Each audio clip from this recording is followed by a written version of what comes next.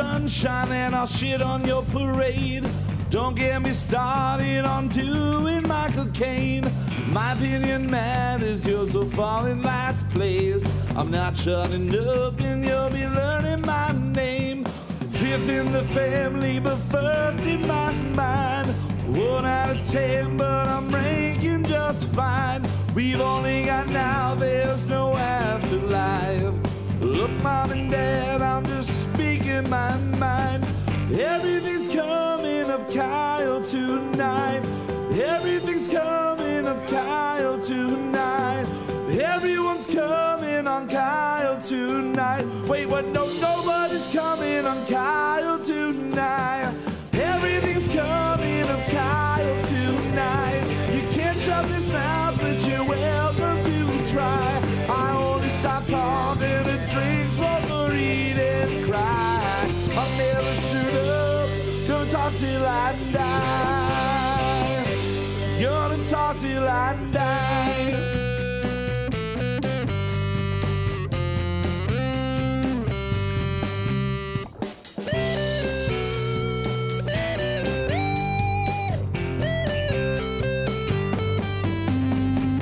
Everything's coming up Kyle tonight. You can't shut this mouth, but you're welcome to try. I only stop talking and drinks while read and cry. I'll never shut up, gonna talk till I die. Gonna talk till I die. Gonna talk till I die. Gonna talk till I die.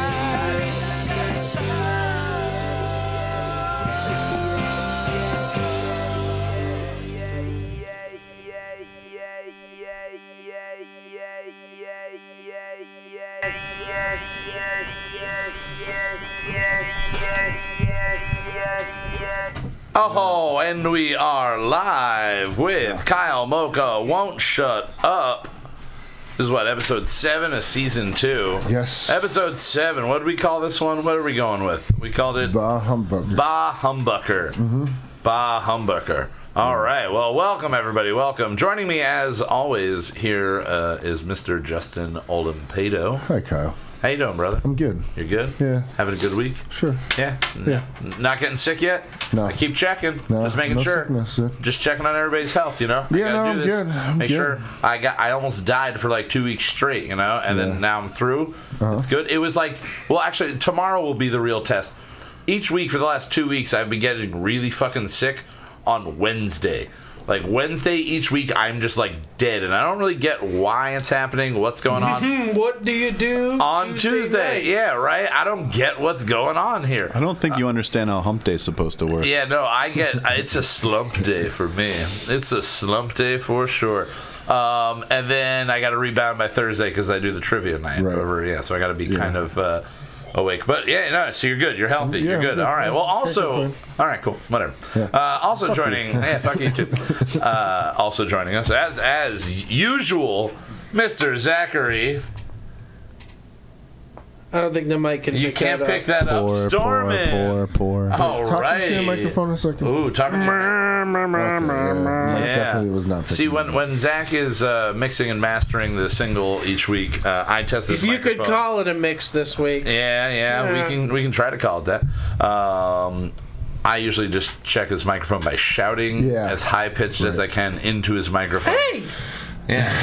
No, like that. Exactly, yeah. I have a high voice. Yeah. I was telling Mark, I mean, we talked about on the one episode that we had somebody at the wedding just immediately recognize you by your voice. They're like, I know who you are. And you're just like, yeah. You're the high-pitched guy. That's what he said to me. Yeah, you're the high-pitched guy. He's like, you don't look like you sound. Yeah, no. You don't look anything like Charles Manson, like your picture in the thing says. Yeah. You look just like Charles Manson, according to that thing. How do you know I'm not a lot like Charles Manson? We don't know. Well, joining us this week is Mr. Mr. Mean Mark Miller. Oh, man, give him a Round of applause. We're doing this now. Yeah, all right. I'll take that. You're the first person to get a three-person round of applause. Oh, yeah, only I applaud. Yeah, he applauded last week. Well, thank you, guys. Yeah, welcome back. Second time. I think you're the second guest we've had the second time, right? It's him and Mikey, him right? And Mikey. Him and Mikey. And Jameso. Jameso did too, yeah. So you're the third, second time Mikey guest. knows his stuff, man. Mikey does. Yeah, now you are not only one of our... So good. Tasty, right? Ooh. I just finished the You killed the whole thing? I made an extra picture. Oh, no, that is the extra picture. Oh, okay. Yeah. Okay. Well, there's plenty of nog left. I'm going to be so sick Let's just tomorrow. jump into exactly what we are drinking now, because you already started talking about it. We are all enjoying a wonderful glass of eggnog out of... What the hell? It's eggnog and Kahlua. It's Weiss eggnog, correct? No, it's Turkey Hill eggnog. Ooh, Turkey Hill. That is very high end. Now, we are sipping them out of the traditional Wally World Christmas glasses from Christmas Vacation. Right. If they could only see. If they could only see. If you're friends with me on the Book of Faces, you'll see the picture I posted of the boxes that I bought. It was great. They were at FYE, buy one, get one free, so you can't really beat it, you know? And they are exactly the fucking things in the movie. It's exactly what he's drinking out of. I love it. It's making me really happy. I'm really stoked I can't be about this. mean with this. I can't. No, you're a piece of shit. But you're still mean. Wow. Yeah, you're still mean. You're still mean. You just look real angry with it. You look like that moose is not happy to be seeing you. Fuck this moose up. Yeah, you can't sip out the mouth, Mark. You can't sip out the mouth. If you're going to fuck a moose, you better bring a I wish I stepladder. could. That'd be great. Yeah. No, see, I am just obsessed with holding it by both antlers and just pouring it like little simple machine. Like I kept trying to drink it this way, but the mouth gets in the way. The mouth hits me in the chin. Snout. I feel like I'm doing something naughty. It is built to display the. It's an icon. It's just Maybe like you just hold it by its snout. Yeah, you hold it by its snout. Yeah, you could hold it by its snout. We should do a drinking game watching the movie while drinking out of these. A drinking game with eggnog with Kahlua. That's eggnog and Kahlua. What else do you put in eggnog? I mean, I've had rum in eggnog. Zach said bourbon. I think. Bourbon, yeah. Okay. That's what my classic eggnog was. I mean, my mom didn't use Turkey Hill eggnog. She made her own eggnog. Yeah. Made her own nog. But she always used Kahlua. That's why I did that. Yeah. I do like the Kahlua feel to it. I think the Kahlua, it brings it down enough. It brings it down enough on the... Because my big thing, I'm not an eggnog person at all. Mainly because most of my family gatherings, it's never alcoholic eggnog. It's just straight eggnog from somewhere. Nobody ever made it. It was just like Weiss eggnog. And it's just like a sour milkshake. That's what I feel like. It's a sour milkshake.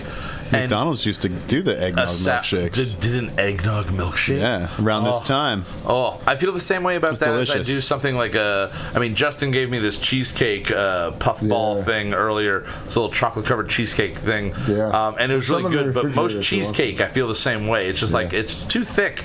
It's like I'm eating a stick of butter, you know? I have to have fruit on my cheesecake. Yeah, I can't rock the regular I need to plain have cheesecake. other cake on my cheesecake. Yeah. I need a donut on my cheesecake. That'd be a good cheesecake. I'd just leave the cheesecake and eat the donut though. That's what it would wind up happening. But eggnog with booze in it. I mean, I would assume people pour vodka in it because you can pour vodka into anything, you know. Vodka and milk. Well, vodka and milk. Yeah, I drink White Russians. Yeah, that's a White true. Russian. Like I would think immediately. That's what I was thinking. Now the vodka that we have is red berry. I don't want to try that. Yeah. No. I don't want to try. That might be like strawberry milk. It could be. Should I try? Be. Should I, fuck it. I'm gonna try a little bit. All right, so we're taking our eggnog that already has Kahlua in it. This might be your first first podcast where people puke. Wait, me or other people? People listening? Well, you. I mean, well, this is just New or Amsterdam's. people listening to you do This this. is New Amsterdam's Red Berry. It's vodka and natural flavors.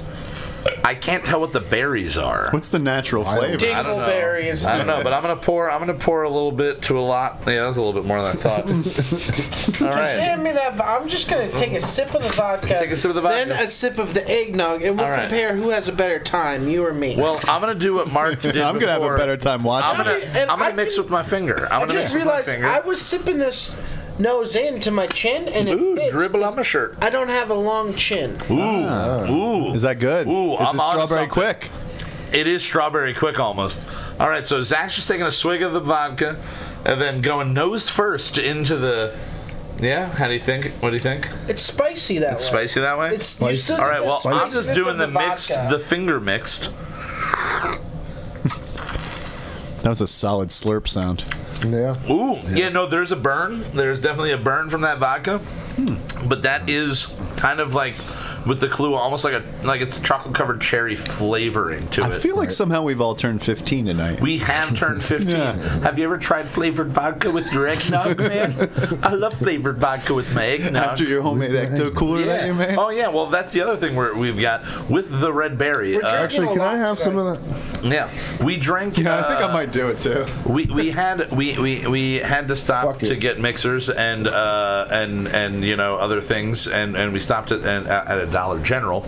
We go into the Dollar General, and I'm trying to find any mixer because we got berry vodka, and I don't know where the rum went, but we got rum as well. And yeah, you're right. This is good. That is good. This is the way to nog right here. Oh yeah. If you're gonna nog, do it this way. Now we got three mixers. We got 7-Up, and then I got an orange drink and a blue drink. It's like a blue raspberry drink. Yeah. Ooh, I didn't have much nog in here. You didn't have much nog in there. Oh, is there more nog for the mixing? There's a little bit of nog over here. You want some of this? There's nog on this table. Yeah, here. take some of this nog. Yeah, I went heavy on wait, you got closer right there on that table. There you go. We got some noggin. I went heavy. Now, I gotta say, I've never really enjoyed eggnog before. This is the best eggnog. Really? Are you crazy? Because I've never had it with booze. It's at family events that people have it, and they don't have. I love it without booze. Yeah, I'll drink it without booze too. Oh, you're crazy. You're a crazy motherfucker. You're insane. Mean and crazy. I'm a Mean huge. and crazy. I'm honestly a huge nog fan. When Mark brought up the eggnog thing, I immediately popped a boner. Oh, an eggnog boner. He did. It's this is not shit you always drink. This is Christmas time shit to me. Yeah, you're right. And for a man who hates Christmas, really good. To just get those few little things that I do like about Christmas. Hell yeah. Eggnog is one of those bringing things. The Christmas I drink cheer the to eggnog, Zachary this and year. I'm just like, maybe I'll be okay with Christmas this year. Give me Bah-Humbucker. I could bring you right into Christmas. I could turn you around. You know what I could use? What? What could you use? Money for Christmas. Money for Christmas. Oh yeah. Well, that's you want to bring me into Christmas? Give me 10 grand. I fucking love Christmas. That is not the Christmas spirit. That's a great Christmas present. That would be a great Christmas present. Dear Jesus, but I don't have 10 grand. you got to sell your body. Me neither. For that That's type why I of want money it for at Christmas. You definitely got to sell. But you your love body two for of the things that I love about Christmas, though: eggnog and It's a Wonderful Life. Yeah, we did talk about this. It's a Wonderful earlier. Life is a great. It's a great I love movie. that It's movie. a fucked up movie, dude. That's it is fucked up. Such a that fucked is up movie. It is a Twilight Zone episode in a Christmas movie. That's I all want to say it that's is. the first time I saw blood in a movie. Really? Oh. Really? That is. I mean, that's Black pretty and white early blood. for. Yeah, it's black and white blood. Yeah, but I mean, Chocolate first time, syrup. Yeah. But that. I would probably. The thing I always remember from that movie is in their high school gymnasium, the floor opens and there's a pool. Oh yeah, yeah. And they just keep dancing. They just keep dancing, and everyone's falling in the pool. But I always remembered hearing about the East Stroudsburg South High School, which I never went to the South High School, but growing up, I always heard that the pool was underneath the gym. And it's physically just like 2 floors below it or whatever. Right. But I always was like, that's sweet. And we would go to like the teachers playing on the backs of donkeys against other people on the backs of donkeys in a basketball game in the gymnasium. And I'm sitting there going, where the fuck is the seam? Like, where does this thing open up? And then one day when I was in high school, I had a friend that was on the swimming team at South. And I was like, oh, sweet, now I get to see the thing open up. I was real stoked, and I walked into the gym, and there's nobody in the gym, and I'm like, oh shit! And I walked out, and I saw the security guard. I'm like, hey, where's the? And they're like, oh, it's underneath the gym, and I went, yeah. Oh, okay. It's actually like literally, you gotta just go down the stairwell beneath the gym. And then I walked in there, was very disappointed. It just smelled like chlorine, made my eyes hurt, and I left very quickly. Yeah, that was a terrible room. Yeah, that wasn't a good place. I was on the swim team. All indoor pools were terrible. I spent pools are terrible. every day in the winter in one of those rooms. I can't stand it. Yeah. I lucked out. I went through all of my education in public school, never having to do gym class classes in a pool. When I was at JTL, they didn't have a pool for you. that we used because everybody I think went to the high school. And then by the time I got to high school, I was at the North School, and the pool was on the intermediate side of the school. So the kids in 6th, 7th, and 8th grade took pool lessons or swimming lessons or whatever in their gym, so I just never had to do it. And I was like, this is like a psychological thing that I had to deal with, like, growing up. Like, at some point, I'm going to have to change into a bathing suit in a room with a bunch of kids that go to school with. It's going to be fucking awkward. Like, I got to think about, I'm going to have to take a shower, like, all those things that you have to, like, prepare yourself for. And I just never had to do gym class, like, without my t-shirt on. Because that was my fear. I was like, I had to take my shirt off in front of every single person in class. Like, and this wasn't the days where they had, like, the swim shirts for kids, which I know are... That's wrong. Swim shirts? That shit... I'm fat, whatever, you know what I mean? They're not to keep the kids from... It's not for being fat. No, it's to keep them from getting sunburned, but I had a swim shirt as a kid. On an indoor pool? Yeah. Where the fuck you get sunburned on an indoor pool? And from getting, like, irritated and stuff. Yeah. That chubby kid's getting really irritated. You don't swim with the shirt on. No. I'm just saying, I did a lot. Growing up, swim with the shirt on. In Saw Creek, we would go to the pool all the time. I would jump in with my shirt on all the time. It's weird. It is fun underwater to have a shirt on. Thing. I don't know. You can make a bubble out of it underwater, and then like get inside your shirt, and your shirt's just like a giant room. I mean, when you go to Great Wolf, it's less area that's going to get the flesh-eating bacteria on it. You know, so. Oh yeah, I wouldn't go to Great Wolf. I ripped both my nipples open. Terrifying. Boogie boarding. And I had to wear a shirt to continue boogie boarding because my nipples were so raw. Ooh. But I was so... Raw nipples is a good reason to wear a shirt. I must have been like 14. I was so upset about it. Like, I was more embarrassed of being the kid in the ocean with the shirt on. Yeah. Like, I just had to explain, like, I'm not doing this because I feel a certain way about it. I have to have this shirt on because my nipples are all ripped up.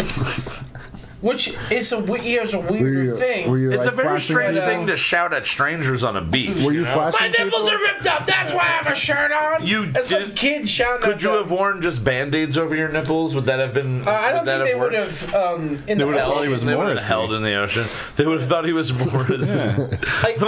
That would be embarrassing. He's Morrissey. Nobody talked to him. He's depressing as fuck. No, I'm a kid. I've got Band-Aids on my nipples. I'm Morrissey. I'm 8. I'm not Morrissey. It's physically impossible for me to have released the music I've released. Well, my dad would have killed me. If you were Morrissey? Because he hates Morrissey. He hates So wait, if your mom gave birth to you in what year were you born? 91? 91 you were born, right? 90. If your dad gave birth to you in 1990... My dad gave birth to me, regardless of the year. It'd be a miracle. It'd be very bad. All right, if your mother gave birth to you in 1990 and you came out as Morrissey, your dad would have murdered you right then and there.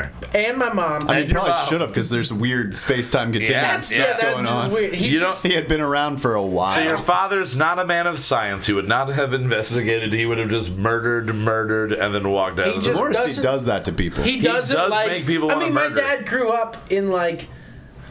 You know what I mean? My dad was born in 61, so he grew up with, like, all the heavier rock shit. Like, that's what he loves. Zeppelin and Morrissey and that whole new wave thing. Just kind of shit all over everything. Just like a not cool thing. Yeah, no, it was just a bunch of pussy rock shit shitting all over everything. That's probably the same how I feel about, like, Blink-182. Well, I don't like that shit because it just wasn't... Right.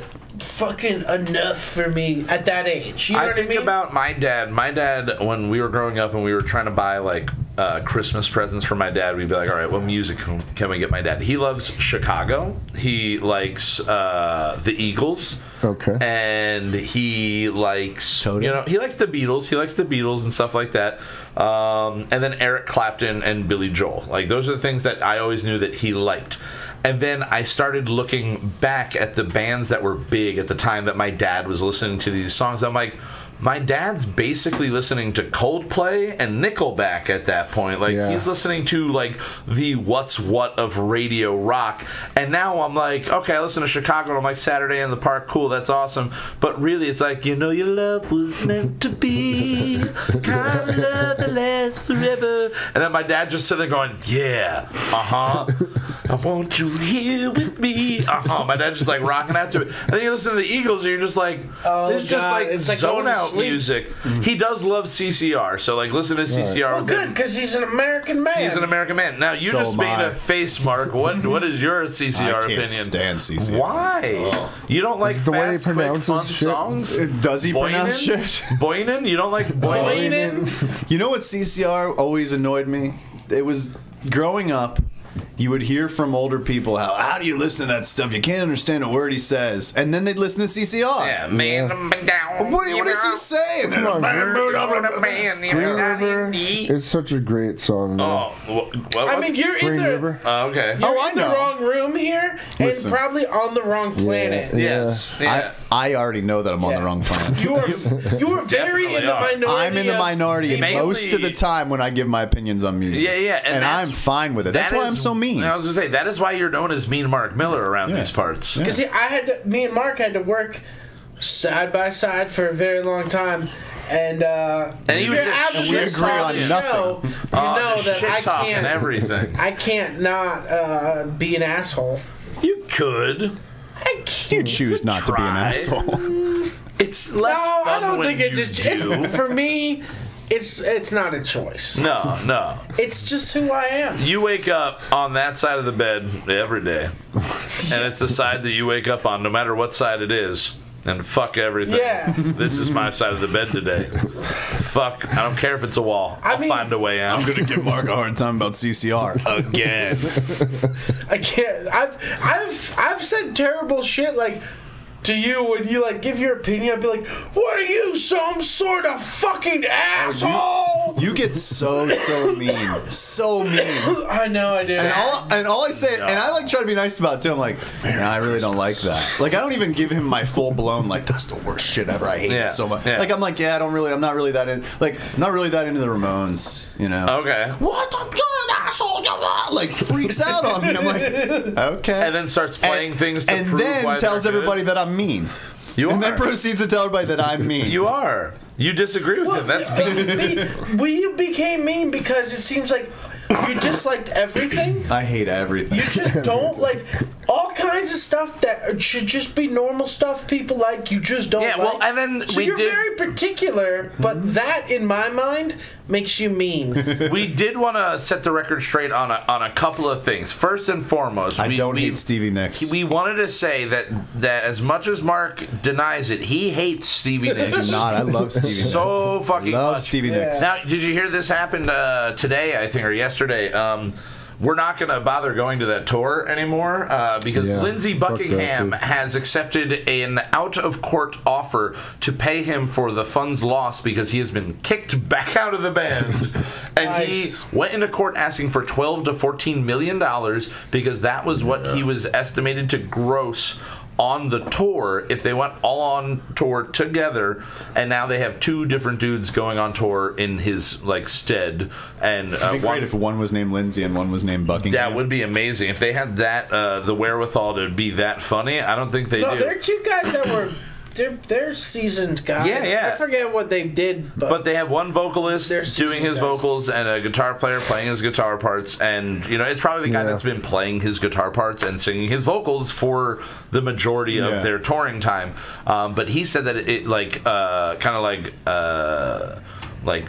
puts like a smudge on the name of Fleetwood Mac for everything that they did through music, for them to go out on tour as like the original Fleetwood Mac without him and two replacements. He's not the original Fleetwood Mac. He's not a Fleetwood or a Mac. No, he is not. And Stevie Nicks isn't either. Like she wasn't there. It was the two of them. But I think he's talking more on the what they built together as Fleetwood Mac, and it's basically just rumors. Like it can all just come down to rumors. Like realistically. Or is he trying to go after what they would make in live sales? Oh my God, they would have probably made. I mean, is that what he's trying to go after? He's trying to secure his money for the loss of income. For those what they would have made. He's estimated at $12 to $14 million on that. But didn't he get kicked out because he didn't want to go on tour? Yes. Yeah. Well, so he's suing them. Yes. And his quote after the out of court settlement happened. About going on, he basically said, "I'm not heartbroken about going out on another Fleetwood Mac or not going out on another Fleetwood Mac tour and playing the same old hits over and over again every night."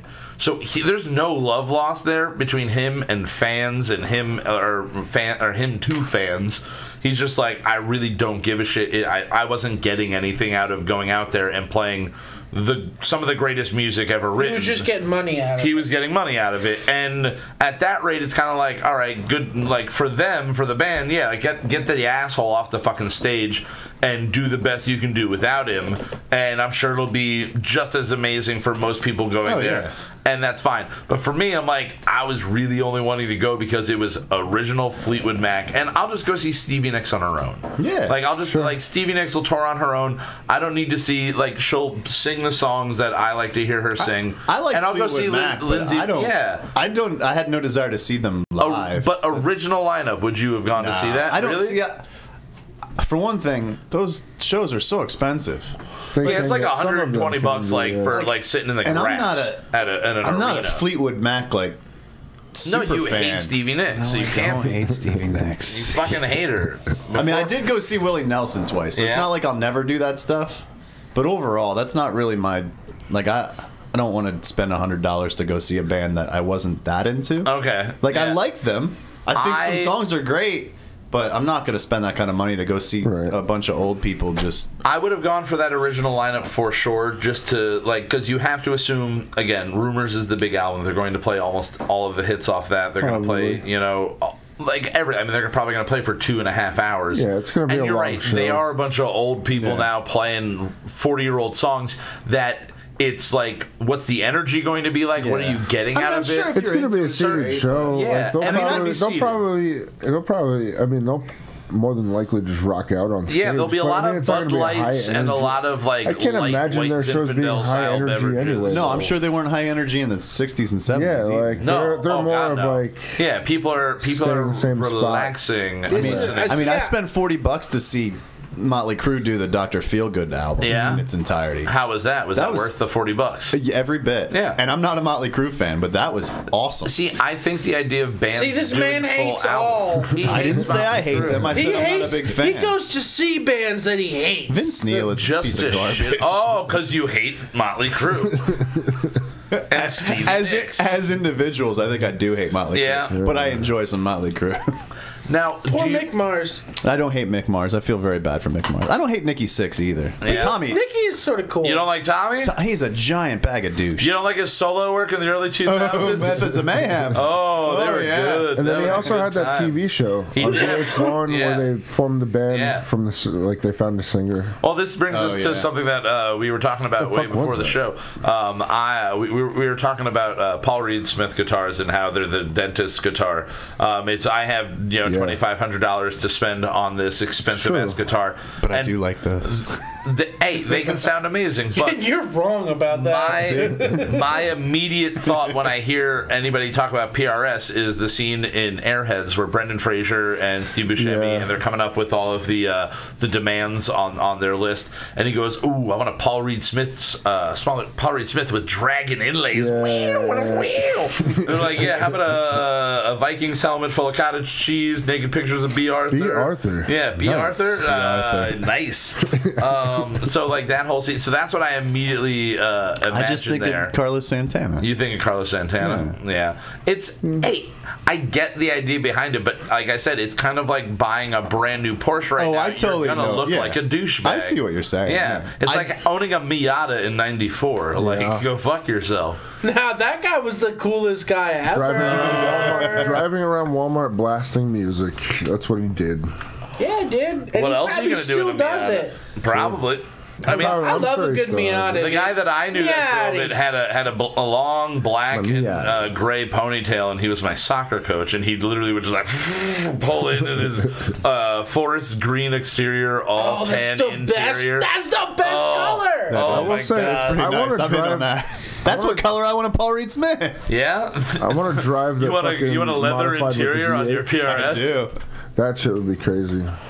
Wait, what was that? What would be crazy? The Miata with the V8 in it. With the V8? I don't know. Flying Miata will put a Chevy LS1 V8, like the Corvette motor, in a new Miata for enough money. They will stuff the Corvette motor in one. That shit is crazy. So like, I'm like, a Miata seems fast, right? Yeah. A Miata is about 150 horsepower. A Corvette, a new Corvette, is over 400. Right. So think of how fast you think a Corvette is and how fast you think a Miata is. The Miata only seems that fast because it's so light. Yeah. Now you stuff the Corvette motor in the tiny little Miata. Yeah. And you've It's just engine, it's just engine and wheels at that point. You die after that.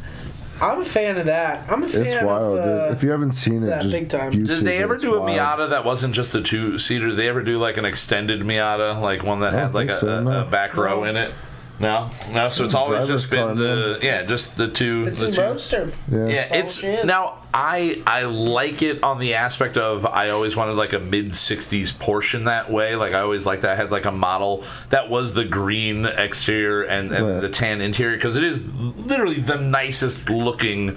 It's not flashy. Like my dad, when he was younger, had an MG Sprite that was just bright red, and I'm like, that's a cool ass car, but it's like a flashy fucking looking car.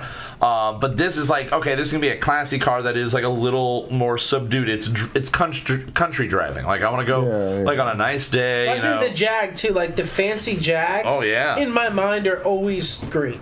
Yeah, I mean, if you're gonna be going on those type of rides, you want something that's gonna take corners real well, like in and out, you know. Yeah. My dad in the '80s had a, not that it was classy, but a Camaro with those colors. Really? Yeah. Oh yeah. A Camaro. I mean, it was gorgeous, but it was like that '80s. I think it just Camaro, adds a level of class. Like I mean, that had like yellow striping and stuff. Yeah. Oh, wait, the green with the yellow on the exterior. It was like it was like the metallic. Yeah. Oh yeah. Damn. That's nice. That's sweet. I think I used to pick me up in Camaros. I think I've seen them in yellow and red. And black maybe. Like I don't know if I've ever really seen. I see a white Camaro every day. A white Camaro? Yeah, you do. Yeah. Forget that Camaro. Kid I work with drives a Camaro and it's white. Is it a nice car? No. It wasn't nice to begin with. It's certainly not now. What year is it? They have a nice Camaro down at 96. It's the last year of the Camaro. Oh. Man. No, not the last year. No, he is the 25th anniversary. It's some special either. Okay. Yeah, I think it's the 25th anniversary of the Camaro. White convertible with a gray convertible top. Really, if you drive a Camaro, your name should be gray Todd. Interior. Todd? Yeah. That's the name? Is that his name? No. Oh. That's why he can't drive it. His name's not Todd. His name's not Todd. The DMV was like, your license doesn't say Todd on it. Maybe. Sorry, He's like, yeah, because that's not my name. Maybe like Thad or Tad. Thad or Tad? But it really should be Todd. Yeah, it should be Todd. Thad? Who the fuck's name is Thad? The dude driving a Camaro, man. My buddy that is married to the bartender that I work with, Ashley, is named Thaddeus. See? Yeah. Hey, Thad's going to pick you up in his Camaro, bud. Yeah. I mean, I wouldn't say you no. You and Todd can go for a ride. Yeah. Well, okay. Pop that collar. Natural transition here. Thaddeus, the gentleman that is dating or married to the woman I work with, Ashley, is one of the biggest Wheeler Walker Jr. fans I've ever met in my life. Right. And I wanted to bring this up. Mark, have you listened to Wheeler Walker Jr. Is that the dirty country artist? Guy? Yeah, the dirty country guy. Through Zach and his brother, I've heard it. Yeah. It's funny. Yeah. It's funny. He writes really good, actual, decent country music. Now, 2 weeks ago, 3 weeks ago, I think maybe actually on Black Friday, he released his new album, WW3, which doesn't stand for World War III. It stands for Wheeler Walker III, and it's as he put it, a family album. It's an album that's all about his family, him, his wife, and his newborn son. And recently, I think within the last couple of days, it hit #1 on the iTunes country. Yeah, that's what you were saying. List. It's crazy. Number one. Now, I'm gonna look it up so I can get the whole track listing for it. But his new album starts off. And again, he says it's a family album. You know, it's written for his family. It's all about his family. I've heard his songs about family in the past. Oh yeah. Really something. Now his new album again called WW3. He starts off with a song that is called "Save Some Titty Milk for Me." Yeah. All right, save some titty milk for me. Seems reasonable. And the line in the song that I love is, that's why God gave us two, one for me and one for you. Son, save some titty milk for me. At one point he says, I pay good money for them things, so like don't munch down, like shit like that. And it's great. The other tracks on the album, I like Smoking Pot a lot, which one of my favorite lyrics in that song, he says, basically he's listing off ways that people get high. Right. And he goes, some people drink booze, some like sucking dong. Brother, I like both, but that's another song, and I'll sing it to you later, right? And then he has a song called Even When, and it's all about, like, I like fucking, or I love you even when you're not sucking my dick, even when you're not shaving my balls, even when you're not doing all these things I love you doing. I love you even when. But it's a nice, romantic, fun song. Of course, yeah. I mean, musically, it's amazing. It's wonderful. I mean, he knows how to write a country song. He knows. They are good country songs. They're old school country. I don't know if he's recording in L.A. or in Tennessee, but it sounds like he's getting the best of whoever he's working with. And they're putting out amazing songs. Then he has Fuck You With the Lights On. I want to see that booty clapping. I want to fuck you with the lights on, I think is one of the lines. Hip hop there, maybe. Yeah, a little bit. But it's just like, I want to fuck you with the lights on. Just like a fast, and that's all we can legally do? Yeah, that's all we can legally do. You might have went too far. Yeah. No, I fucked up everything after the sentence I said. That was that was just not me nearly right. Trying to figure out what it was. You ever heard that song? It's like bananas. But then you get to track number 5, and this is my favorite track on the song. It's called I Sucked Another Dick Last Night, because this is now the song that he referenced in the second song. Oh, callback. And it's a country whole callback song. And the chorus or like the hook is the first one or two I could blame on the booze, but now it's just something I do. I sucked another dick last night. We didn't fuck, don't get all uptight, but I sucked another dick last night. And it's phenomenal. But he has reached number 1 on the country, and he went on TMZ Live, and they asked him. The interview is ridiculous. They interviewed him, and they asked him if the mainstream country has reached out to him at all, if they're like accepting of him. And he's like, short answer, no, no. Now, this guy, if you don't know the history, he's a Jewish guy from Lexington, Kentucky, that used to have a show on Comedy Central called The Ben Show. He's just a comedian. And well, yeah, you'd have to be for it. Yeah. But then he and his brother, you looked it up a little bit. His younger brother is the bass player for the Scissor Sisters. Right? Really? Yeah, so he's got a musical fan. I've heard of them. I don't know. Yeah. Immediately, I thought it was It's Raining Men, and I was like, oh, no, that's the Weather Girls. Oh, yeah. The Weather Girls. I was going to say the Pointer Sisters. The Pointer Sisters, yeah. Not at all similar. No, not at all similar. Actually, I mean, I'd like to think of the Pointer Sisters as the Scissor Sisters. A little funky, yeah. They're a funky band. But he started off, like, his big first thing was having a show on Comedy Central. It didn't work out, and then he went on to do Wheeler Walker Jr. on his own. And so this album, it's hitting number 1 on the iTunes charts. Right. They have him on the TMZ, and he basically calls out all of country music by saying that since he's gotten more famous and more popular, people have been reaching out to him. And the way he talks about it, it sounds like it's like a Blake Shelton or somebody like that. Right. Oh, God. And yeah, and they are trying to hang out with him, and he's like, no, man, like, this ain't a joke or anything. I fucking hate you. Like, the music you're playing is terrible. He's like, it's full of he basically doesn't say pussies, but says there are a bunch of pussies writing pop music in a country voice. I say dirty words, so they won't play me on the radio. Fuck you. He's like, I don't want to be on SNL. I want to be on TMZ where I can speak my mind, you know. And he just went off. But it's wonderful. Like, he dedicates it like to the performance, like to that character, so fucking much, to the point that the song that he wrote for his son, All the Pussy You Will Slay, that is a song about you just came out of a pussy hole, you'll be back in one before you know. And how what an inspiration as a father. Right? But he even says in an interview on that song, he goes, listen, my son might be gay, I don't care, he can be sucking dick, getting dick, whatever he wants, but, you know, it's just the idea of all the pussy he will slay, whatever the pussy may be, whatever it's dick or whatever, you know, blah, blah, blah. And he's just like, just he's like a progressive-minded redneck in that way. He's just like, yeah, fuck it, whatever. That's like the comedy side of the dude, man. Yeah. Do you think maybe he like saw Steel Panther? Kind of, and then went, oh, I could do that. Oh, I can do that just country. Yeah, it is kind of like because it's kind of like Steel Panther. It is the same idea, except dirtier, doing it like to the max. Yeah, he is really pushing for it. Redneck shit. Like redneck the first shit. song that I heard. Oh my god, Family Tree is probably Family Tree is the best one. I think is the best song. Another song was called "Still Ain't Sick of Fucking You." And it's a love letter to his wife. "Anal and the Dishes" is the 8th track on his album. "Anal and the Dishes." "Addicted," which I didn't really listen to that one. "Rich Some Bitch," which is about how he's now a rich son of a bitch and can do whatever the fuck he wants. And then "Fucking It Up," which is just about him fucking shit up. It's the closest thing to like old rebel country that there really is coming out right now. And it's fucking phenomenal. And the guy, without being able to be out on the major radio stations, without any backing of any sort other than just releasing it online on his own and saying whatever the fuck he wants, it's a great fucking sign for like the future of music, comedy, and everything. Sure. Especially in a time period where people are getting super fucking sensitive about shit. Yeah, I wonder if people just realize like they take it as so much of a joke that people aren't getting up in arms about it. Yeah. Like it's so obviously. Yeah.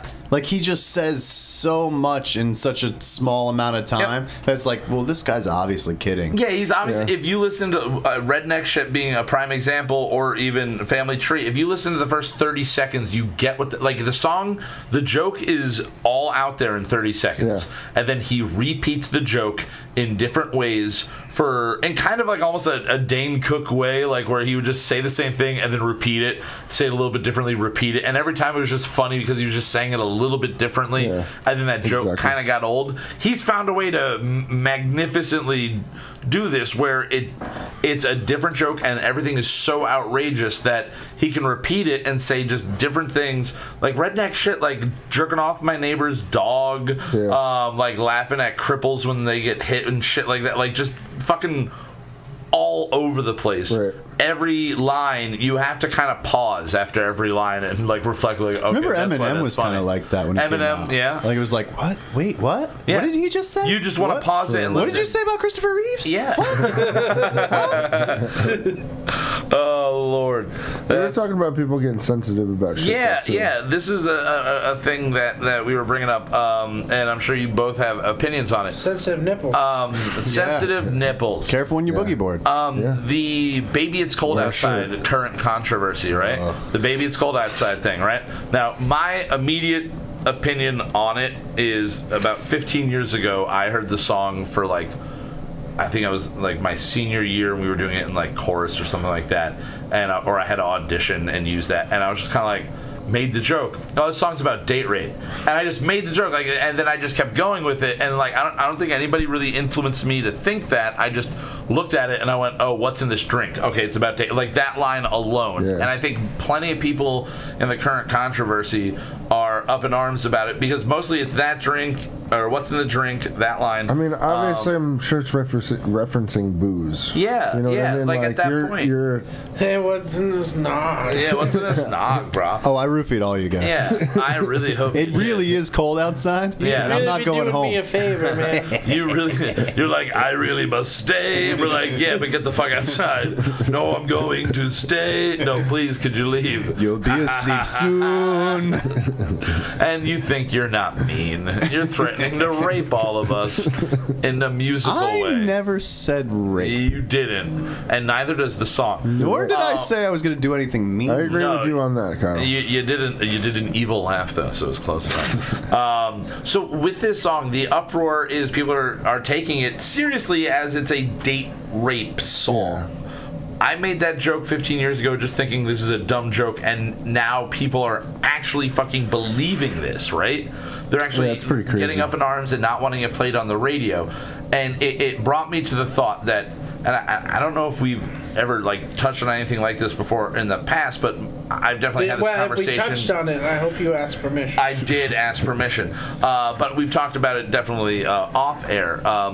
You can't judge a piece of art, a movie, a song, an invention, anything on the current era that you live in. You have to base it on when it came out. Right. Because I made the example of, what if I came over... Yeah, if that song came out today... Today? Oh, yeah. Way different. Oh, God, people would be like, wait, But you have to take it in context. I mean, songs come out like that all the time. Yeah, but they're... All right, so now they're going after... I Saw Mommy Kissing Santa Claus. They're going after that as well. well. They're pulling that. They want to pull that. Who is they? They meaning like the radio. The media. What radio, though? Like, because the only thing I saw the was liberal media. The only thing that I saw was like one radio media. station in Cleveland was pulling "Baby It's Cold Outside," and then everybody lost their minds because it is time for the war on Christmas. Maybe it is. Maybe it is just a couple of stations, kind of in the way that the whole idea of the people drugging kids at Halloween was based on those clowns. Like one guy that did it to his own fucking kids, dude, and now it's a big story. The amount of Halloween candy I've eaten in my life, I have never once got free drugs. No one's giving away drugs on Halloween. No one's giving me free drugs. Well, I'm not going to say no one's giving me free drugs on Nobody's Halloween. giving me free drugs no on adult Halloween. has given my child If you're a child, free drugs on if you're a Halloween. child, you're not getting that. I think this whole they thing. Yeah. I think it's a bit blown out. Okay. Just like I feel like I've never once said Merry Christmas to someone and they lost their minds about it. No. That whole This is thing all was just crazy, something for It's everybody part of the to machine. get pissed off about. Let's get the energy argue pumping about in everybody. because let's give them something to talk because about. nobody really wants to talk about really bad things that are going on. So let's complain about songs. Well, that's what we were talking about, like the idea that I've heard that song like 15 times since it got banned. I've heard it so many times. And who the hell listens to the radio? I don't know. I mean, I think maybe people like in stores, like in shopping centers, and they're playing it. I've on heard it loop, there. But that's already there. Yeah, that's already there. But if you take it in context, though, if you take it in context of when it came out, you're talking about, we were saying this earlier, it's a time period when if you were dating somebody, you didn't sleep over their house or anything like that. So the idea of being snowed in was like a good, legitimate excuse. That was the next thing I was going to say. So you have obviously to take you're that drinking. there.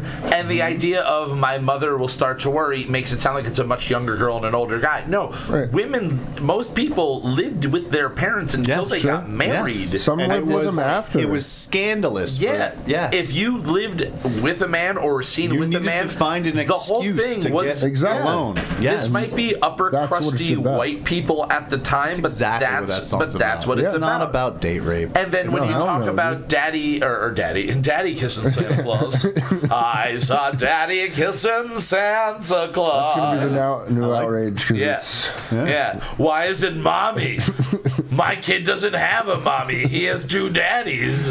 He needs to have a song. I saw my parent kissing Santa. My kid doesn't have parents. You can't do a song about that. How does your kid not have parents? People getting pissed off that it's adulterous. But it's adultery. But the song it's because the dad is dressed like Santa Claus. Exactly. The kid is looking at his father dressed as Santa Claus kissing his mother. This is seriously two people in a room that just make shit up. Like seriously, it's not. It's ridiculous. It's two people that scream about everything. And I'm sure that they do it knowing I think it's Wheeler Walker Jr. Yeah, the you third. think it's just all him.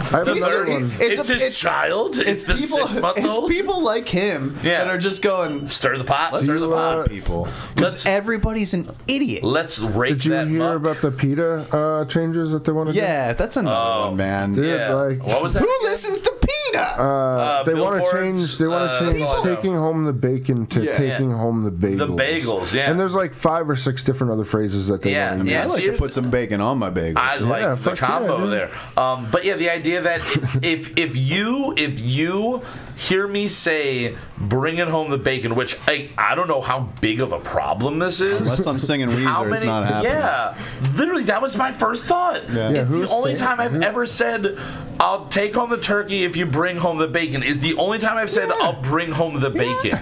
And I was like, unless I actually said yes, I'm going to bring home the bacon. I just bought some bacon. Honey, you at the store? Yes, I'm at the store. What are you bringing home?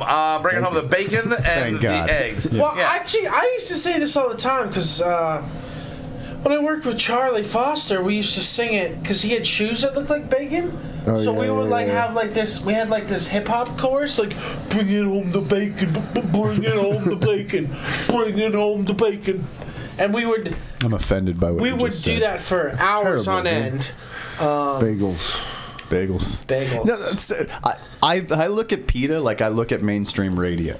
No one listens to the radio anymore. Yeah. I'm just and saying, no one listens to PETA. But it's out there and causing fucking people to just. Well, I think it gets out there by one person. It's publicized enough that it then makes I don't think its way say whatever you want to fucking say. For me, what do you bring home more though?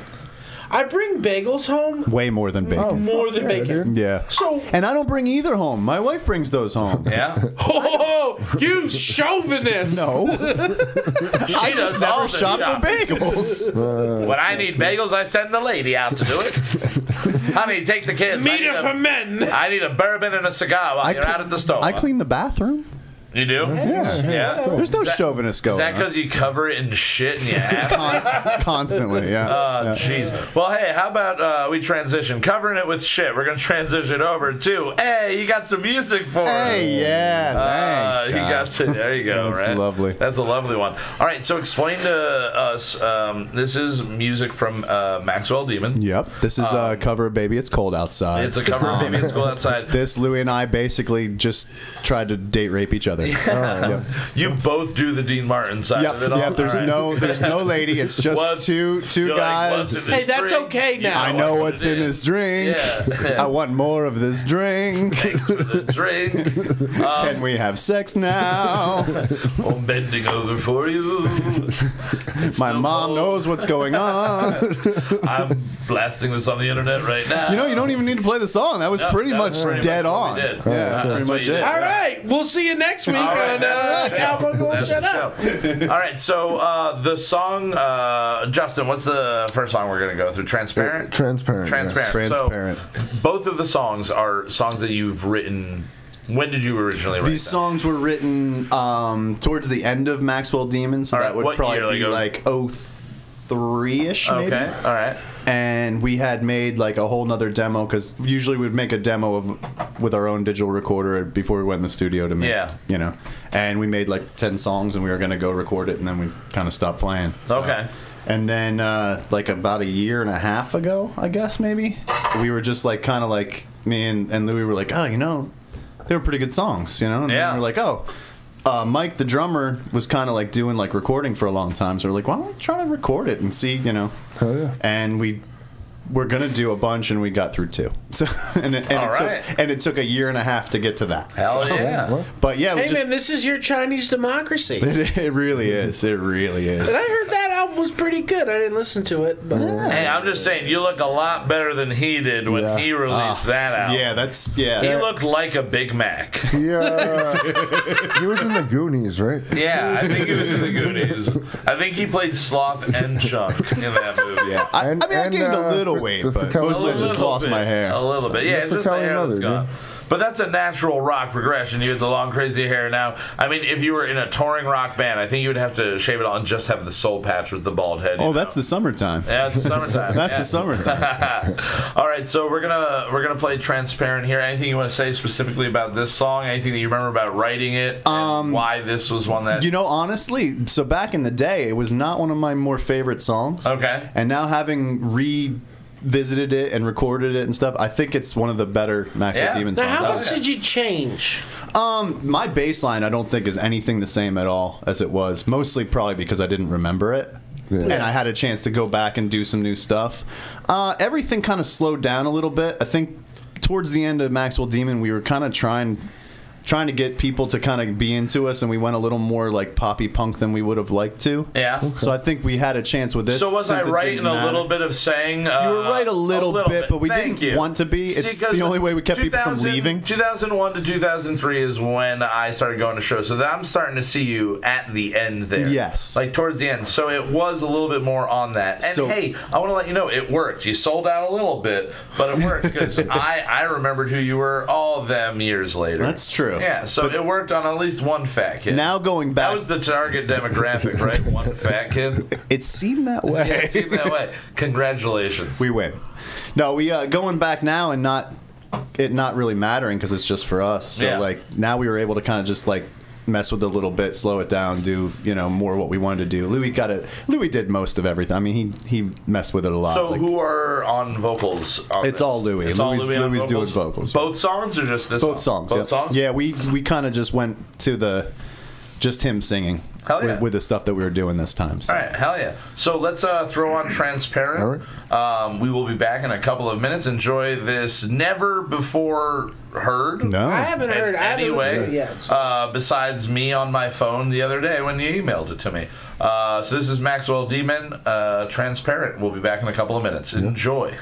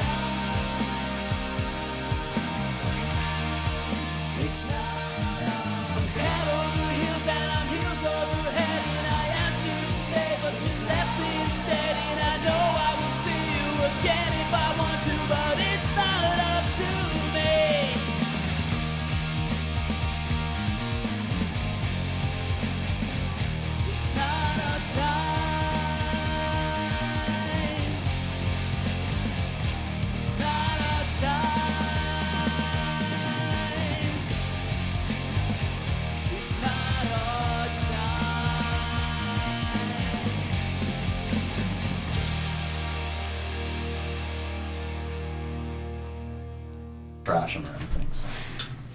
All right. Well, fuck yeah. That was Transparent, right? Transparent, yeah. Hell yeah. Fuck yeah. So we were saying in the break, that's Louis does the vocals on there. That's all layered, all of his vocals on that. Yep.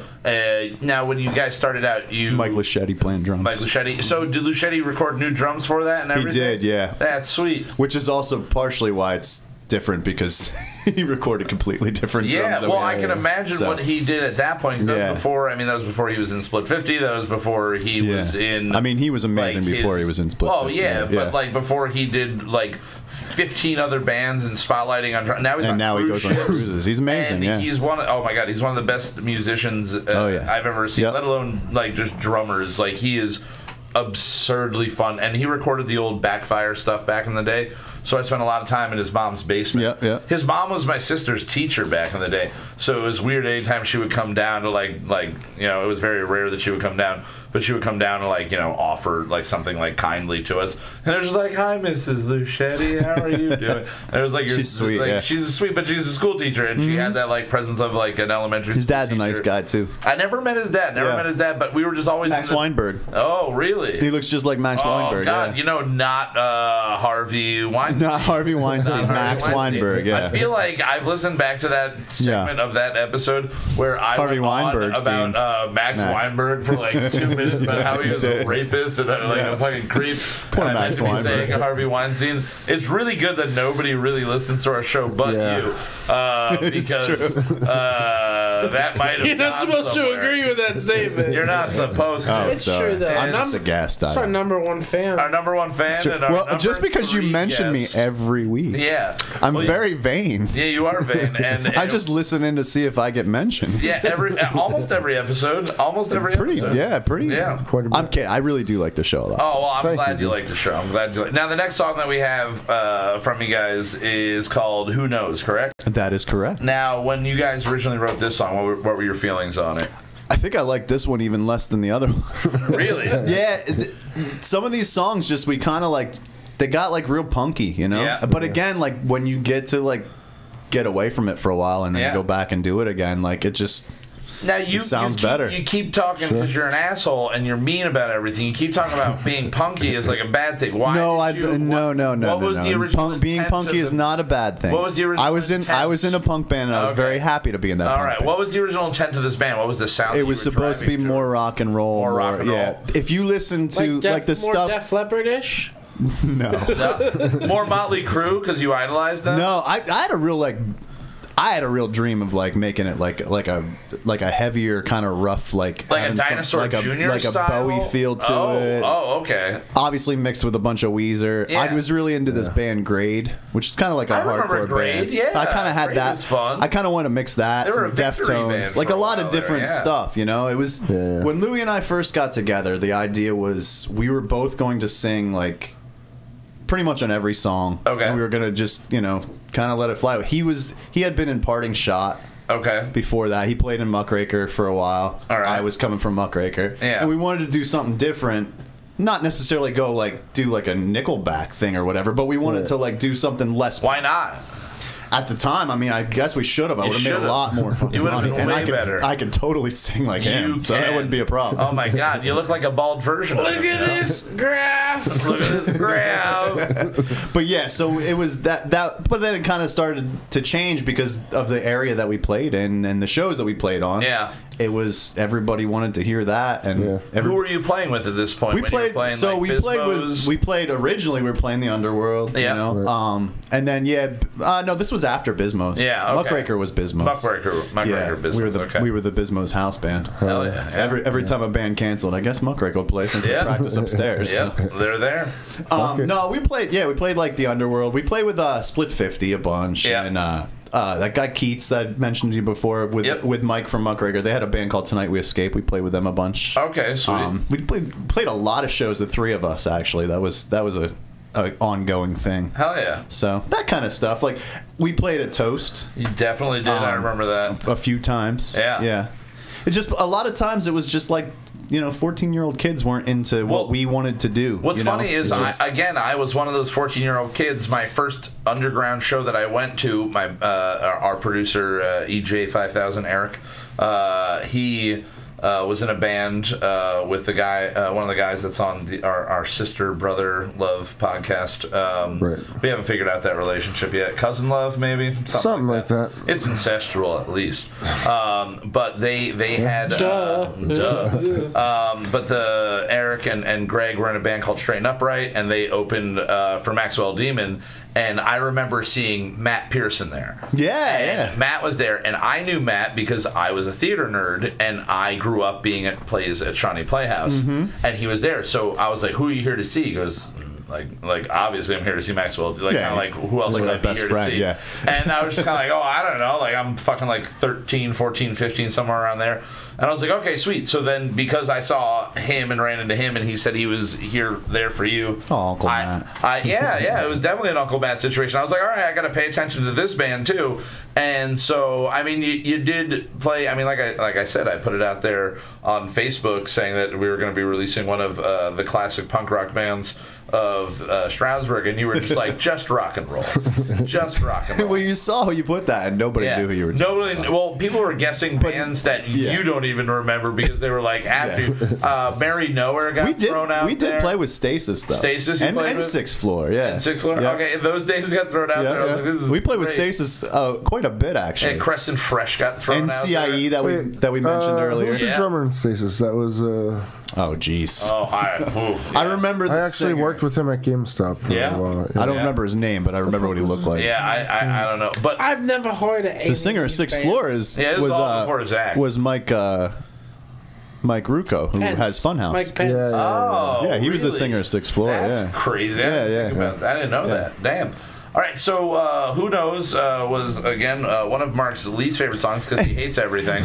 That being said, now he loves it. It was one of my less favorite songs of a band that it was in, and I still like the song. Oh, I know. We all know that. It's not like it was Creedence Clearwater Revival or anything. So they weren't that good, I guess. I'm fucking leaving. We're done. Show's over. I'm not saying we're as good as CCR. Over. All right, so let's play this next song. Let me give Zach my headphones. Once again, Who Knows from Maxwell Demon. We'll be back in a couple of minutes. Enjoy the song. Yeah. Enjoy.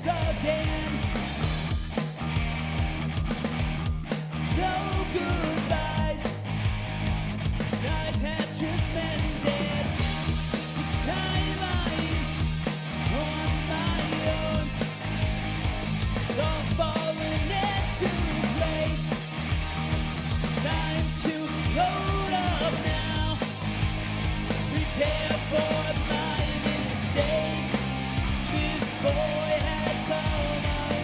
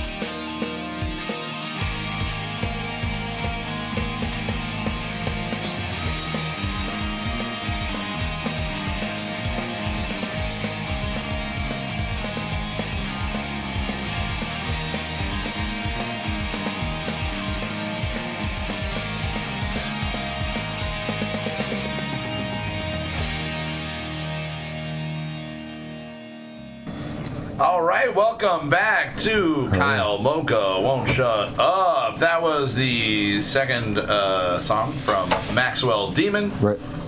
Off the new album. Off the new album. Did you have an album name? Yeah, actually. What was the album name? So at the time, we called it Primo Box. Primo Box. Like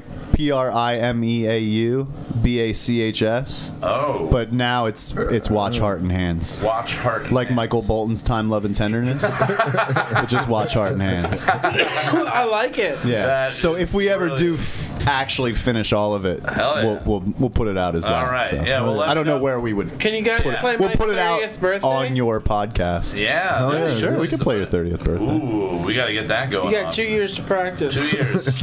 We'll get together once or twice. Yeah. Once or twice. maximum. We played Honestly, Louis' I'd rather you sister's just wedding. wing it. I'd rather you just wing the whole No, you don't want that to No, happen. it's going to be fun. No. Oh, it's always good times when people that haven't played together for years come together You get and a play few song. bad Elvis Costello covers. Yes. We do Ooh, that. which ones? What did you cover? We did Red Shoes. Nice. Is that what it is? Yeah, Red Shoes. Yeah, people and wanna Pump It wear Up. your red shoes. Okay.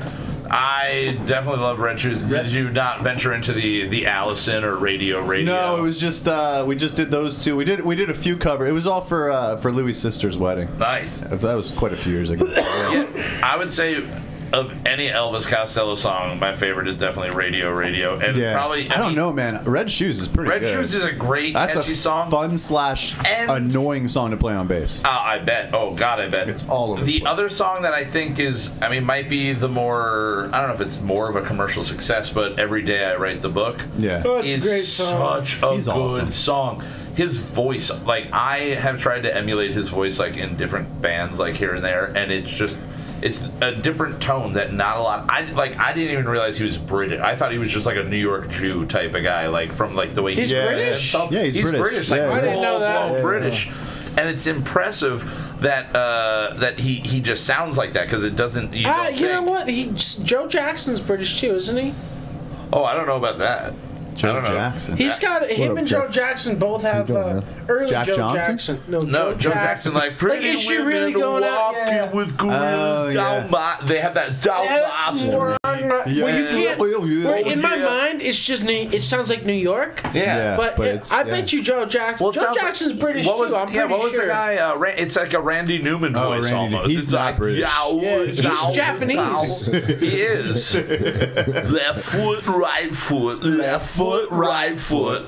This good Family Guy episode. Oh, that was a great episode. That was like one of the last amazing episodes of that show before it got Of what canceled. show? Family Guy. Family Guy, It was yeah. their that was the Apocalypse The Apocalypse one, yeah. episode where they're trying to find the Twinkies factory, and there's a lady. She gonna looks take at a an bite. apple. She breathes on it first. She's going to no. She's not going to take a bite. No.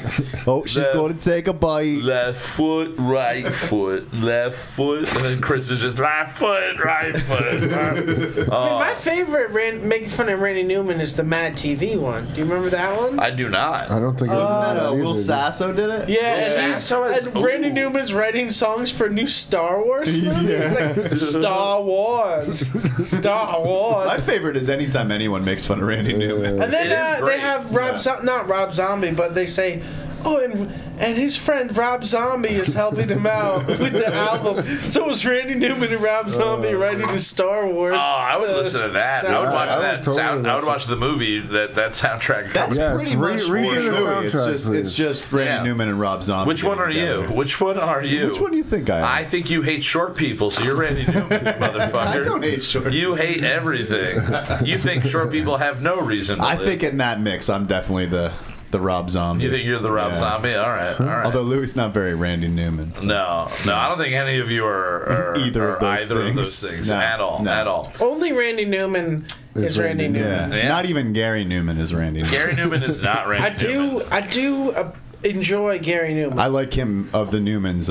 I'm more What of a about fan Paul of him. Newman? I like his What about dressing. Newman No, I'll from, take- I like Paul Seinfeld? dressings. I'll take Paul dressings. Newman over all of those options. I like he his is- beautiful blue eyes. Oh, he is a gorgeous. What about Newman from Floods? What about Newman from Seinfeld? No, fuck Seinfeld. No, fuck you, dude. Wow. He is. It's not funny. He is a nice guy. Don't let him saying fuck Seinfeld. You know, Mark's the mean one. Zach's a nice guy. Yeah. Unless it comes to Seinfeld. He's not funny. Jerry Seinfeld he seems like a very nice guy. And Jerry, if you're listening, I'd fucking love to hang out. For the record, we're both Jerry, car guys. it's Larry David that wrote Seinfeld. So. Yeah, well, I don't like Larry David. No, well, that might be why you don't like I Seinfeld. don't. Larry David, if you're listening, I don't want to be friends with you. You should watch comedians in cars getting No, coffee. I can't. It's great. It's really good. Is it good? It's really good. So Does Larry David? Is it involving Larry David? He's in like one episode, might maybe. have one episode, but it's Jerry Seinfeld picking up in comedians classic cars. In classic cars, which you'll love. Suits their personality. And then they hang out. Because I like Jerry Seinfeld. I just find the Seinfeld show to be a fucking It's just everyday life and bitching. Well, I think you grew up in a time period where it was on repeat for old every single day. And you also, no, it was. I was at the cusp of that. And honestly, I guess I'm gonna sound like an ass here. I'm old. Friends is for old people too. My age. I was on the younger. Being my I was age, on the older my side mom loved. My mom Friends. watched Friends. As do I. My love mom Friends. was in her late 20s. Friends is when great. you know what I mean. I get So what like you're to saying. me, it was like Zach Friends is was a to my child of the mom's show. 90s, but he's a kid of the Literally 2000s. a child of the 90s. You were a child of the 90s. I was a child of the 80s. You didn't Me too, enjoy 81, the dude. 90s stuff. 70s. Yeah, I was. I guess technically I'm a child of the 70s. Really? Yeah, but you got the tail end of that. But I was like, you know, the last month how much of do you remember? 76. Yeah, I was like, how much do you remember of the first 4 years of your life? Yeah. I remember. It basically makes. I remember like 1980. I don't think I remember any 70s. The first 4 years of your life. Yeah. It's like, oh shit, they got me to wear that before I had any conscious being. It made me want to have crazy facial hair when my kids were born because my dad had like long hair and a beard and stuff in all the pictures. So I decided I had to have like crazy facial hair. That. So I had like a weird Civil War beard when my son was born. Fuck yeah. That's awesome. Yeah, I feel like my dad had a strange beard. Yeah, too, and it just had to happen. Also, this sweatshirt I wore for every one of them that was born. Really? When they were all born, you were wearing, 200 I was wearing this sweatshirt. All 8 of your kids? All 8 of my children, when they were born, I wore this sweatshirt. Yeah. That's crazy. That's crazy. Now, we wrote a song tonight. We wrote a song. The 4 of us in this room all threw in, and then Zach did his magic. Now, the 2 of you have been talking about writing this song for a while. It's true. So, talk me for through. at least 6 days. 6 days. Hints of it for at least a month, I think. We were talking about it for a while. We talked about doing a Christmas the idea song. of it, yeah. And but I you think had we settled said on the style. Like, Yeah, that was like you last wanted week. the group to release it to be called the Bah-Humbuckers? Just or Bah-Humbucker. Bah-Humbuckers. There you go. You didn't like the on it. Yeah. You're reverse No, that Justin fits the Timberlake. that fits the style better than but I think it's just too many syllables. Yeah, because it would be the Stray I'm with Cats, it. like that style thing. Bah-Humbuckers. And it works because I'm supposed to be mean and The Zach Brian hates Setzer Christmas. Orchestra. So. Yeah. Zach But we wrote a does fucking hate Christmas song. Yeah, we did. Now I never did that before. I'm Why? excited. It's the second I've written, and I hate Christmas. Why did you settle on a rockabilly style? What was the thought behind that? Because I had the lyric pop into my head, a bitchin' Christmas. Because we were thinking, how could we do what crazy kind of Christmas song? Okay. In my mind, I heard bitchin' Christmas. All right. And I was like, what's bitchin'? Be like hot rod culture, And bitchin'. Hot Rod Lincoln popped in my head. Yeah, Hot Rod Lincoln, which is a little before the rockabilly thing, but I had never heard those that song guys until Zach definitely showed that listen to to me that. today, and that is a fucking catchy ass song. That is great a fucking tune. great fucking tune. So you settled on that. Justin and I were hanging out earlier this afternoon, and I immediately just put on rockabilly. I just put on Reverend Horton Heat. We listened to Bales of Cocaine. We did that in the truck the other day. Yeah, listened to a bunch of different songs from him. What was the name of that again? Imelda May. Imelda, IMELDA, Imelda May. Yeah. She's an Irish singer. Irish singer. That was fucking fun as shit. And then we wound up playing a little bit kind of The Living End. Yeah. At one point, they're And then, like a rockabilly Cherry style. Poppin' Daddies. Cherry Poppin' Daddies. So we listened to a lot of bands like that. Zach also threw at me vocally to kind of focus on.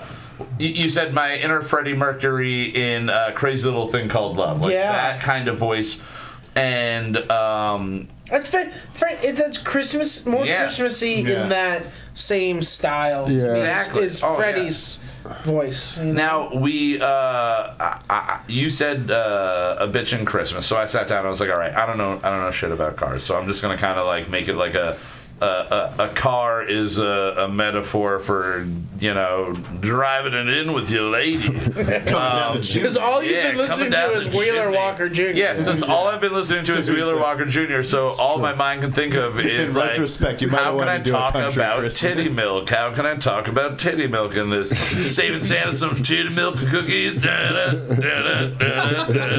Saving Santa some titty milk and cookies. There's a new hit for us right there. Yeah. Santa some titty milk and Hey, cookies. we have another Christmas song. We do. Yeah, we do. I have plans for that one Oh, it's already. gonna be great. I have 2 Christmas songs in 1 year. Yeah. Maybe I'm becoming a Christmas fan. I don't know. Maybe.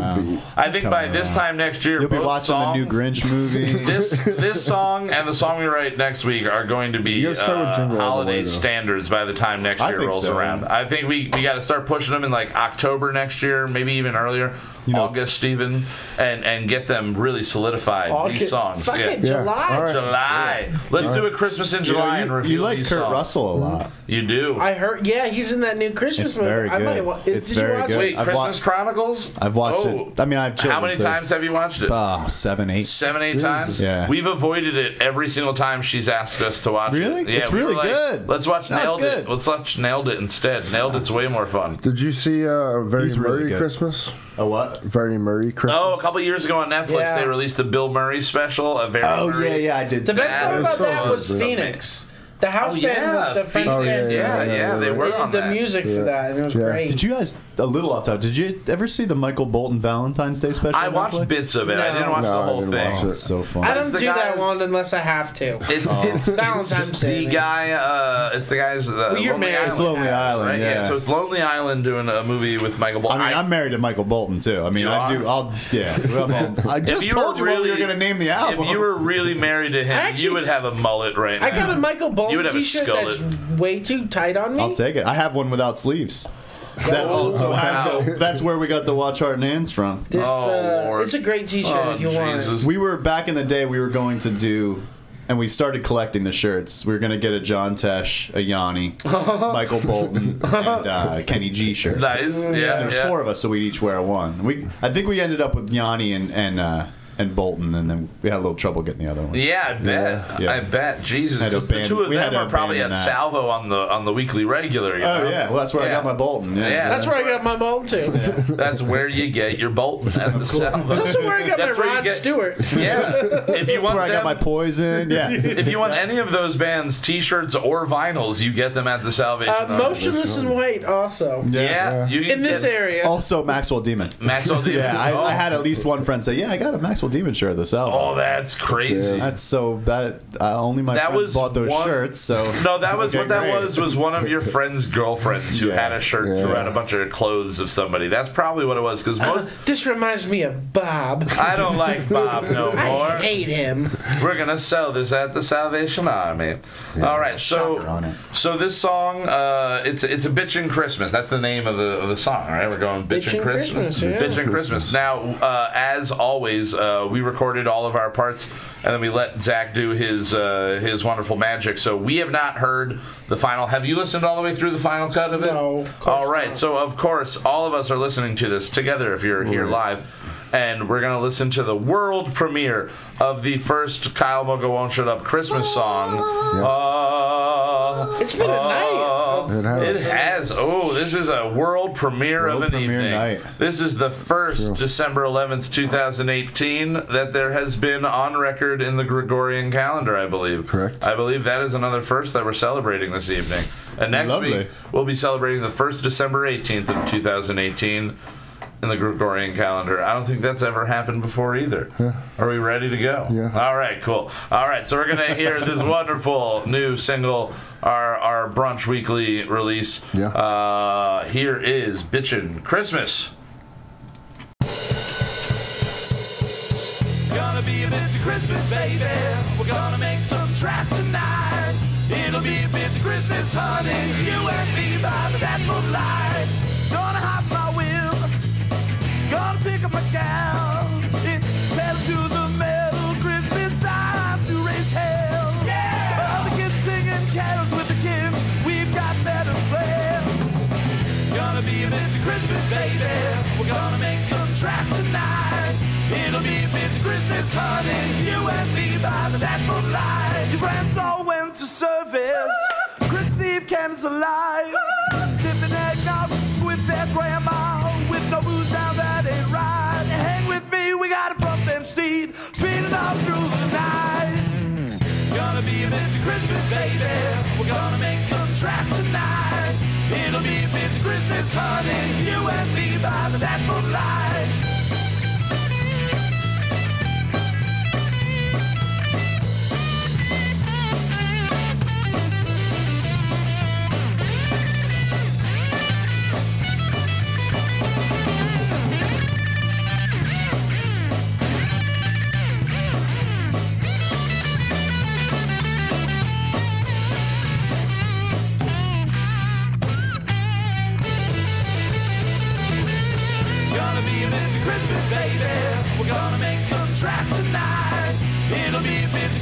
Honey, you and me by the natural light. Tell your mom and papa, don't wait up tonight. You and your secret Santa gonna drive hard to the morning light. It's Christmas Eve, I got the girl on my sleeve, got a present for you, alright. Gonna be a busy Christmas, baby. We're gonna make some tracks tonight. It'll be a busy Christmas, honey. You and me by the natural light. I've got one thing on my list of bitching Christmas with my number one bitch. I've got one thing on my list of bitching Christmas with my number one bitch. With my number one bitch.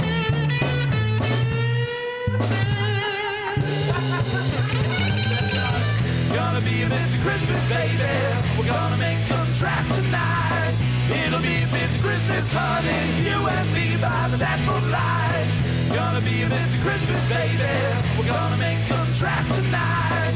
It'll be a busy Christmas, honey. You and me by the natural light. It's gonna be a busy Christmas, baby. We're gonna make some tracks tonight. It'll be a busy Christmas, honey. You and me by the dashboard light. Gonna be a busy Christmas, baby. We're gonna make some tracks tonight. It'll be a busy Christmas, honey. You and me by the dashboard light.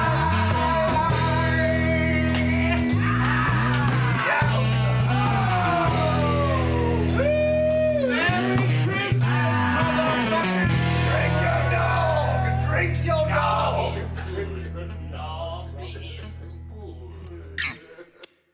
The nog is good. Hell yeah. Hell yeah. You gotta drink your nog. I think I would have started rockabilly. That is a fucking fun song. Rockabilly is the way to go.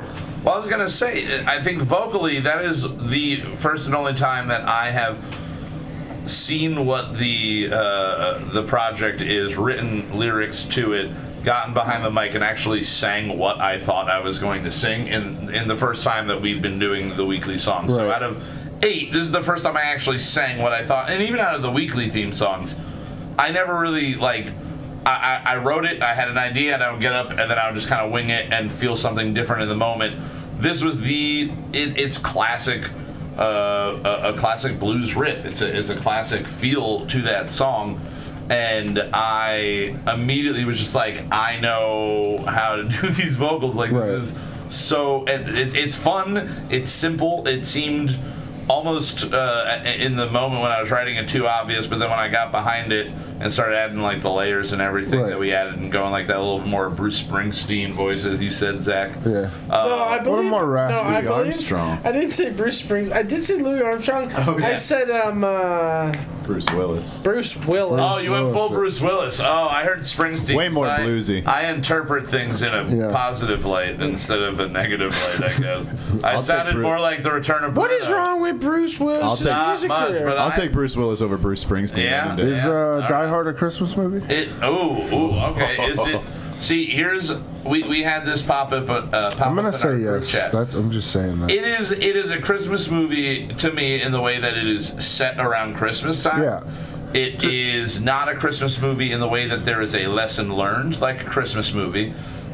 Where it is actually themed around Christmas, not in the way A Christmas Carol is a Christmas, movie or play or whatever. Is Home Alone a Christmas movie? Yeah, because there's that lesson learned. It's set around Christmas. I think that more so. I think Die Hard would have been just as good of a movie and just as effective of a movie if it took place on the 4th of July. You're right. It probably would have been a better more movie. effective. It would have been way more. It would have been fireworks going off in the background, L.A. celebrating the 4th of July, this guy from New York, New Jersey, all that shit. It would have been a way more effective movie. So right there, I don't think so, because there's nothing that ties it really to Christmas. It's a Christmas movie now. It's a Christmas movie now. Yes.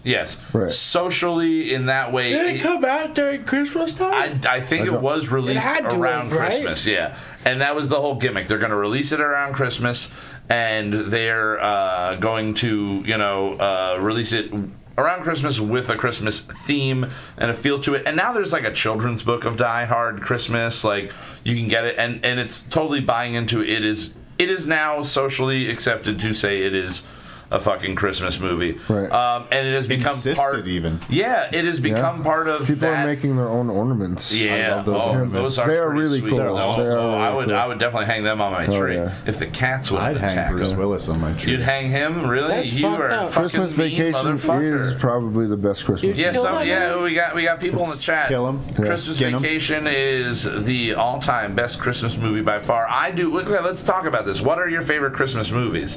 My favorite is It's a Wonderful Life. It's a Wonderful Life? My wife and I watch that every Christmas Eve. How many times a year do you watch it other than Christmas Eve? Quite a few. Yeah. It all depends. Well, actually, for some reason, the kids are into it now too. Nice. So we've watched it quite a few times. But at least Christmas Eve, it's a tradition. We watch it. I cannot get through the whole movie without crying. Really? And I've watched it since I was a little kid. And it is every single time. When I was younger, I remember my brother Kurt insisting on that being played like at Christmas Eve or even on like Thanksgiving, like let's watch this right now.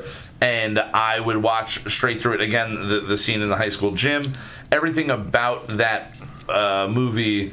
It's a Twilight Zone fucking movie. It is bizarre. It's a classic because it kind of broke the ground of being able to do something that's science fiction, fantasy level, but in just a family movie. Without It's a Wonderful Knife, you'd never have died. It's a wonderful knife. It's a wonderful knife. It's a wonderful knife. That's the ICP version, I think. It's a wonderful meat cleaver. It's a wonderful hatchet, man.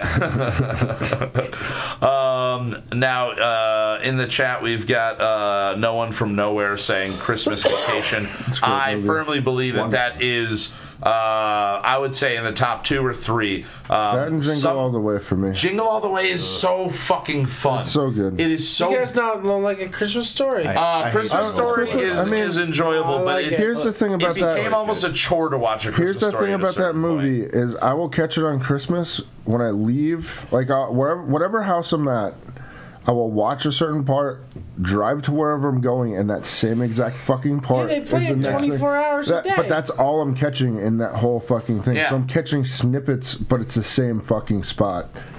See, I remember. You gotta get rid of cable and then. Yeah. Well, I mean, I don't have cable. Take like 4 years off of Christmas Story. I have watched Christmas throw Story. It back in. Now I love it. Yeah, I've watched it recently without having watched it on TV or anything like that. I've watched it. I think last year we watched it, and I remember just flashing back to being a kid and the soap in the mouth scene, and having that happen to me growing up when I said something like shitty. I got a bar of soap in my mouth. That happened to me. And it didn't happen to you. But the bar of soap that goes in his mouth is like bright fucking like ruby red. Yeah, it looks delicious. It looks so good. Delicious. Yeah. I just imagined it as like a strawberry icicle. Yeah. And it just like was a weird thing that watching it for the first time in years, I went, oh fuck, that's a memory I have like as a kid going, oh that looks good. So weird. I have the same exact memory. When I would get a bar in my soap, or a bar in my soap, when I would get a bar of soap in my mouth, I would just imagine it being like a fucking strawberry ice pop because that's what that looked like. Yeah, my parents never did that. Actually, you know what? I don't know. Much. I don't think my parents actually did that.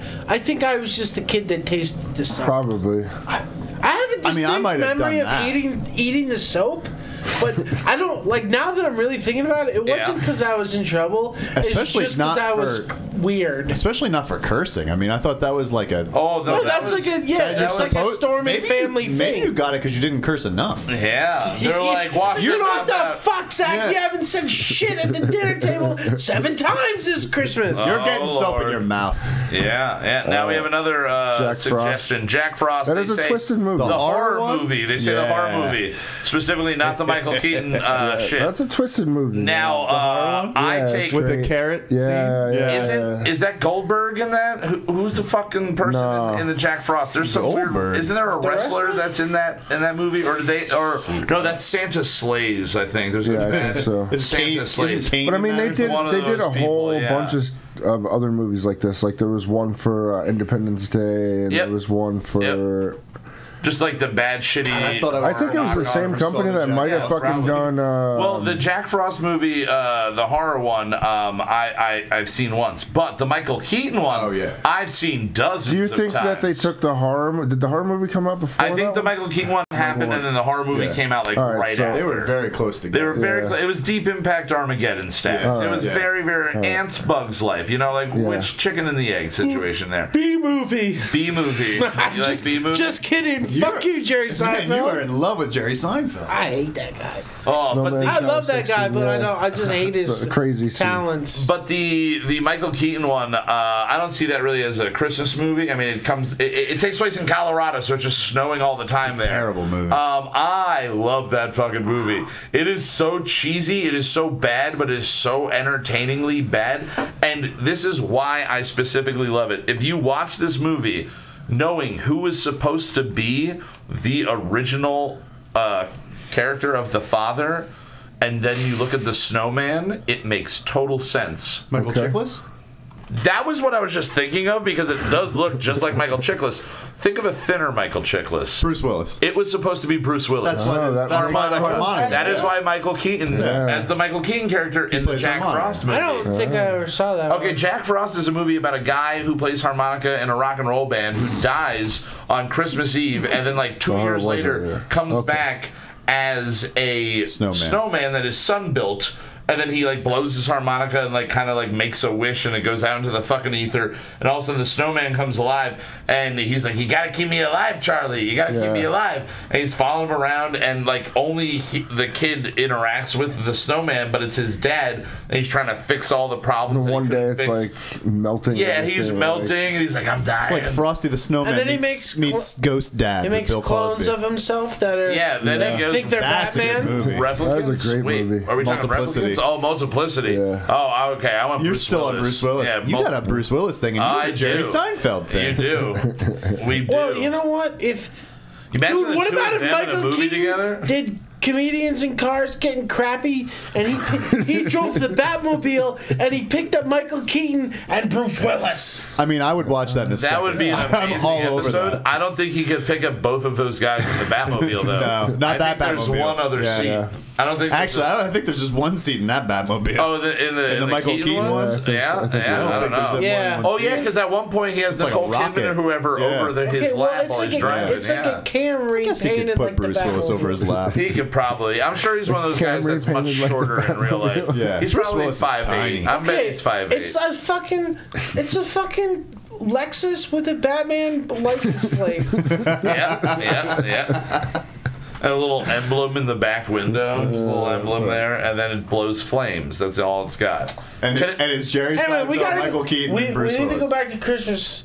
Movies, because people have having a problem with this one too. Which one? Rudolph, the classic clay. Santa's a dick in that movie. Yeah, wait. Their elves are dicks too. Everybody's a dick. They're all dicks. I actually liked all those. Oh yeah, it's great. So what is the current issue with that show? Just a million bullying PC issues. They're saying that it promotes bullying. Oh god.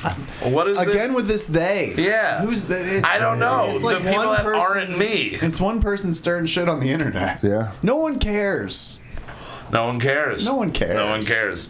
All right. Well, then I want to ask you guys. Do you remember Tim Allen's Christmas movie? The Santa Claus 1 through 4. 1 through 3. I know. Christmas movie series. I meant to say. There's 4 of them. 4. I remember the Jack Frost one. That was the last Martin one. Short. Yeah. Oh, I watched that because of Martin Short. Oh, yeah. Because I'm going to see him and Steve Martin. Oh, I'm jealous. yeah, That's dude. so sweet. I'm really excited. That is so cool. They insult each other in a wonderful way. I love it. I love it. Well, what I was going to say is, do you guys, I mean, Christmas is mainly a thing that is aimed for kids. We talked last week about my current experience with the elf. Al Gore? Al Gore. Al Gore. Al Gore. Al Gore. Al Gore? Al Gore. All right. I don't know what's going on. Al Gore was supposed to be the original star of Jack Frost. Yeah, the horror one. The horror one. Does anyone else think that politician Al Gore sounds like a Star Wars character if you say it quickly? Al Gore? Al Gore. Al Gore? Yeah, a little bit. From this distance, I thought said quietly. That's why I whispered Al Gore. Al Gore.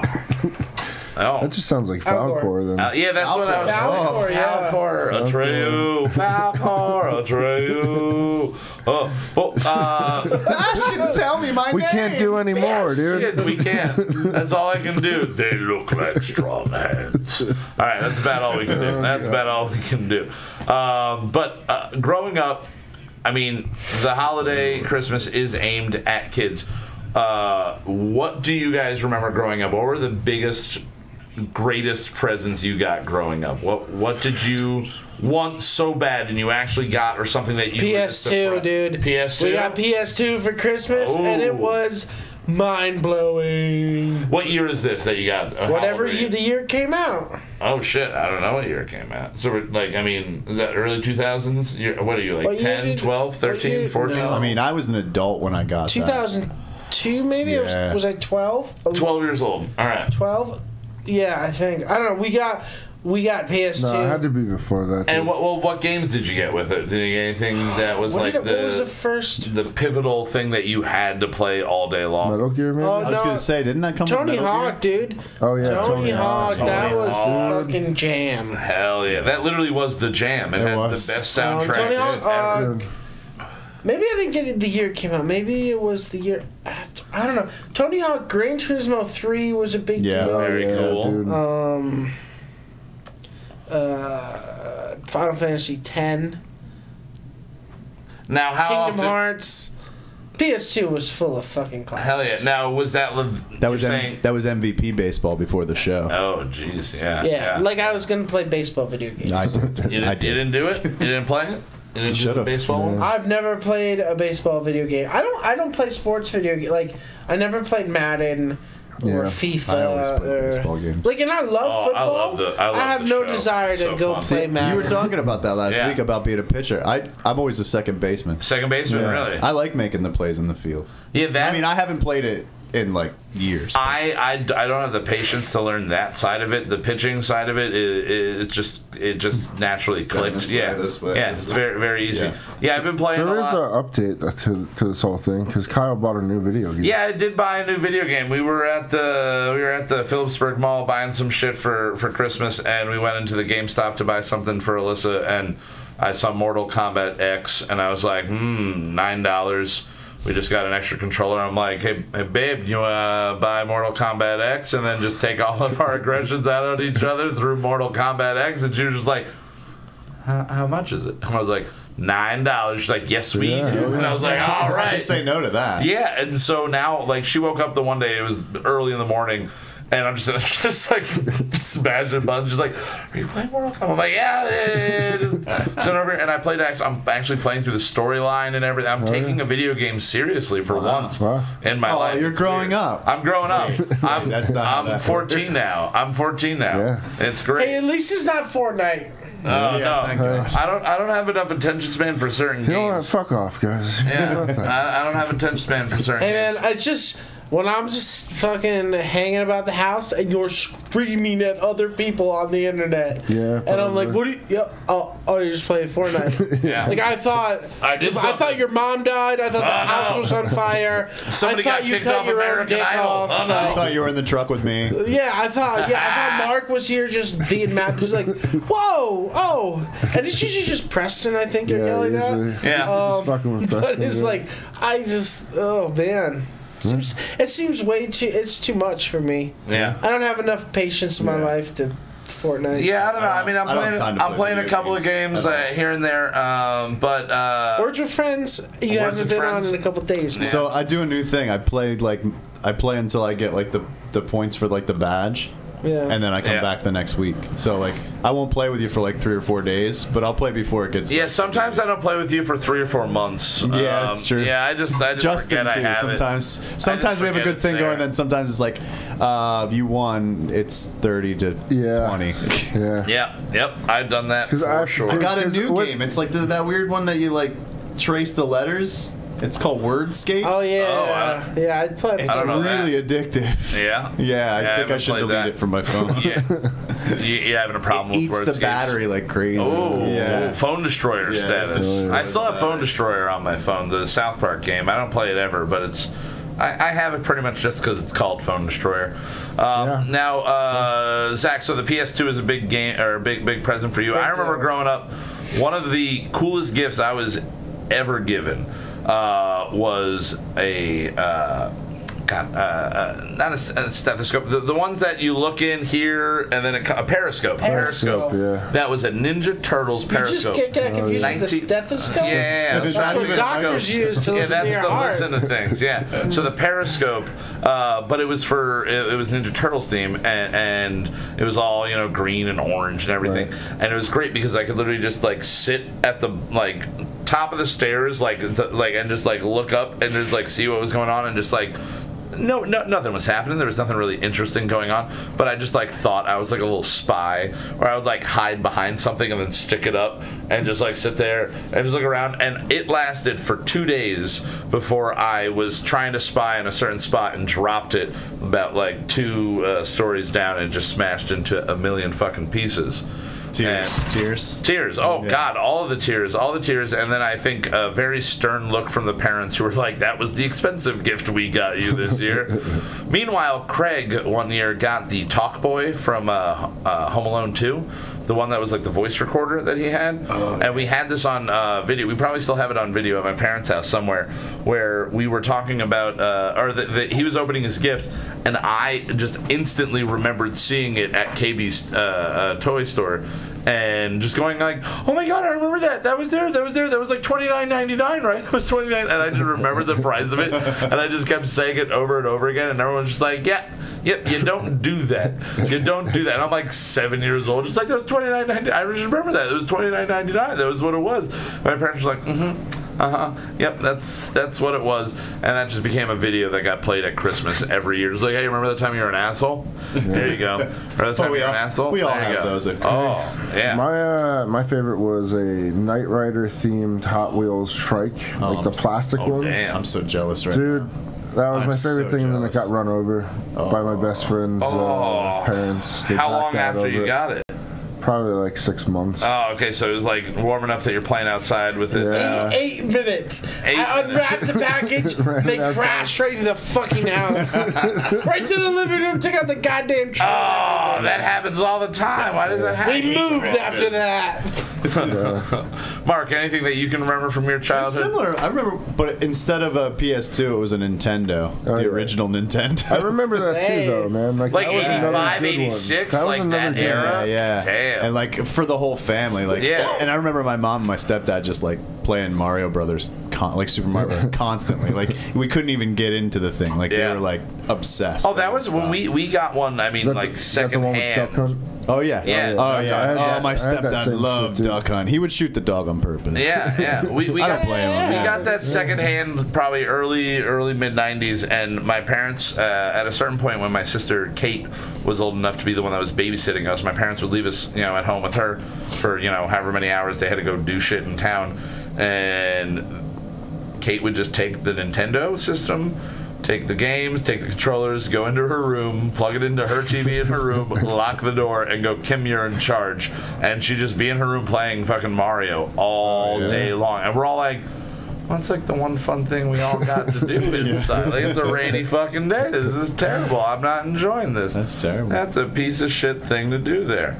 I just want to mention the chat real quick. Yeah. The two people in the chat have just become best friends. They became what we got? What do we got going on here? They're talking about skating. They're just talking about skating. Oh, yeah. Nice. We appreciate the chat. And they've just been. Thanks for paying attention, guys. Thanks for coming in and talking about things. They're like friends now. That's what we're here for. This show does for we people. unite Me and people. Mark comes on live. No one wants to listen to him, and they start talking about skating. People like what each happens. other. Yeah. That's what happens. Now you mean this friendship together. You're welcome. When you guys get married in a few years, you're welcome. You are welcome. Mark will officiate. Mark will officiate. I mean, whatever. Yeah, we'll figure it out. Church of Life exists. You can get certified pretty quickly.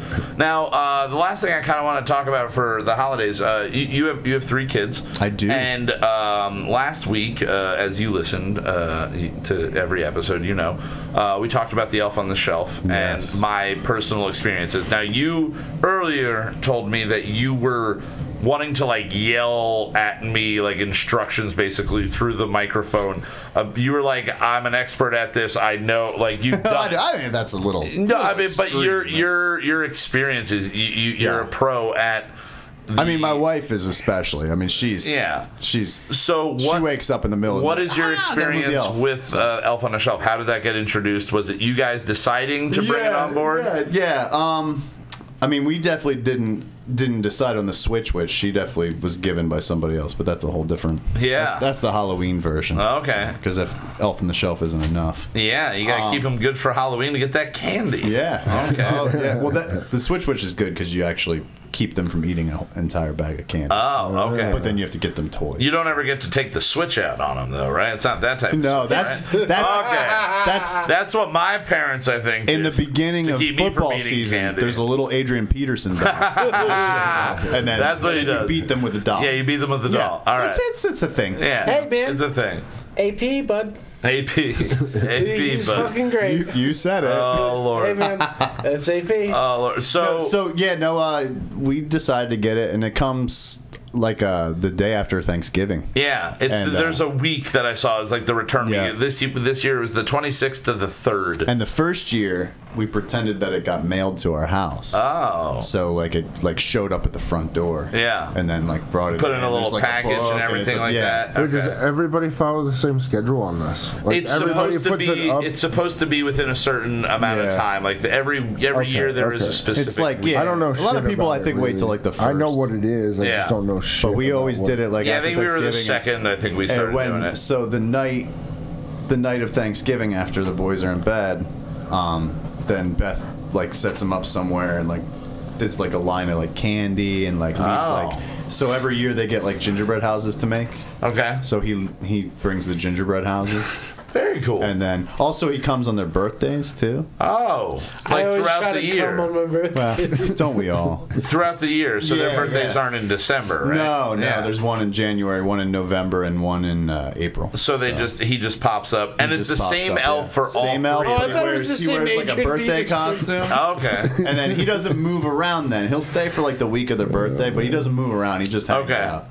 And then he goes back. Now, do other people do that? Do other people? I mean, it's a thing. I don't know that other people do it, but that was we saw a thing you get a birthday costume. Damn. Yeah. Damn. So this thing is we do way some serious. bigger. We do some serious elf stuff. Yeah. Now, are they as uptight about it being touched as for me? Yeah. Cool. Madeline, I hid the thing. I put it on top of this we have an opening above a doorway that leads down to downstairs, the other part of the house where Alyssa's mom lives, and it's there to let like the heat kind of like flow through. So I put it there, and Madeline opened the door and shut the door, and when she came back up, I was the one opening the door, and I shut the door, and she realized that its legs got bent underneath the door, and she started losing her mind that it was broken legs. I broke its legs. Yeah. I hurt this fucking deity, as I said earlier. Like it was what could ever have been worse than that in her mind at that moment. So I heard earlier today that there's a version that you can get that has a cast. Oh. So if you're like a little bit lazier and you don't want to move them every time, you can get a little cast. It gets one with a cast, and then you just leave him in the same spot. It's like, he can't move around because he's got a broken leg. If I ever have kids, I'm not doing this. I suggest you don't do it. Although I will say the kids really love it. It does not make my kids behave any better at all. In fact, they're way worse this time. Adrian Peterson make my kids behave. He would. I'm just gonna call AP. By the time I have kids, AP is gonna be retired, so he's gonna be my nanny. And he'll totally be able to do it because he still won't be spending any time with his kids unless he's beating them. So exactly. He'll go home, beat his kids, come over to my house, beat my kids, beat my neighbor's kids. It's a whole other industry for him to break into. I mean, it's a great Adrian Peterson on your shelf, Yeah. He's a national treasure, really. I have to build you need a big shelf. He's a big guy. Peterson on the Cedarson. And he's just sitting in a lawn chair in my living room. Bitch with a switch. Just like the kids wake up and like, oh, hey, AP. He's like, what's up, little bitches? That's to keep him good all summer long right there. For football season. For football season. You keep him good behaved for football season. Which Christmas is, in football season. My kids, it does fall in there. My kids freak out. Like if somebody touches one, or like, I could probably set up an elf in their bed on the pillow next to them, and they wouldn't touch it. Really? Yeah, we put the elf totally in their like arm's reach and everything. The young one, maybe he would. He's only 3, but the other 2, they respect. They would probably like tackle him to the ground. Do you feel that it's introducing a Big Brother idea? I mean, who cares? I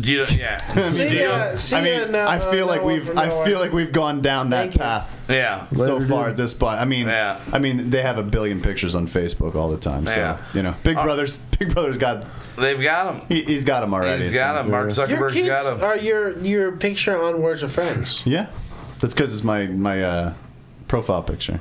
So the romance is ending in the chat over here. No, they have a fight. Oh no! One had to leave. Anything fun happened in the chat over here, Justin? Kinds of stuff. They're talking about playing Star Wars, and one's Luke and the other's Darth Maul. Wow. He said dick high five. That's how he ended it. Dick high five. That's nice. Dick nipples. Jeff and who is it? No one from nowhere. Yep. It's a good relationship. Oh, well, hopefully we'll see you guys again next week. Jeff's the guy in Thailand, though. Right? Yeah, Jeff's the guy in Thailand. So it's going to be like a serious long-distance relationship. This is going to be a very... nowhere in Thailand are not close. Yeah. Nowhere, Thailand, not close. I don't know. Parts John Lennon was a boy from nowhere, so I assume it's somewhere in Liverpool. Yeah. I'm assuming that's where it is. It could be. It could be. Yeah, John Lennon sucks too, though. Speaking of abusive people. Speaking of abusive people and things that Mark hates, I don't hate John Lennon. He hates him so much. He was going on and on about it earlier. Kids are named after Beatles songs. He was like, but none of them are named John. No, they're named after Paul McCartney songs. Well, of course, Paul's way better. Paul McCartney. My wife likes John the best. Yeah, your second son, Silver Hammer, or Max is my first son. Yeah, Silver Hammer. Yeah, Silver Hammer. Yeah. I thought that was after Maxwell Demon. Yeah, totally. Yeah.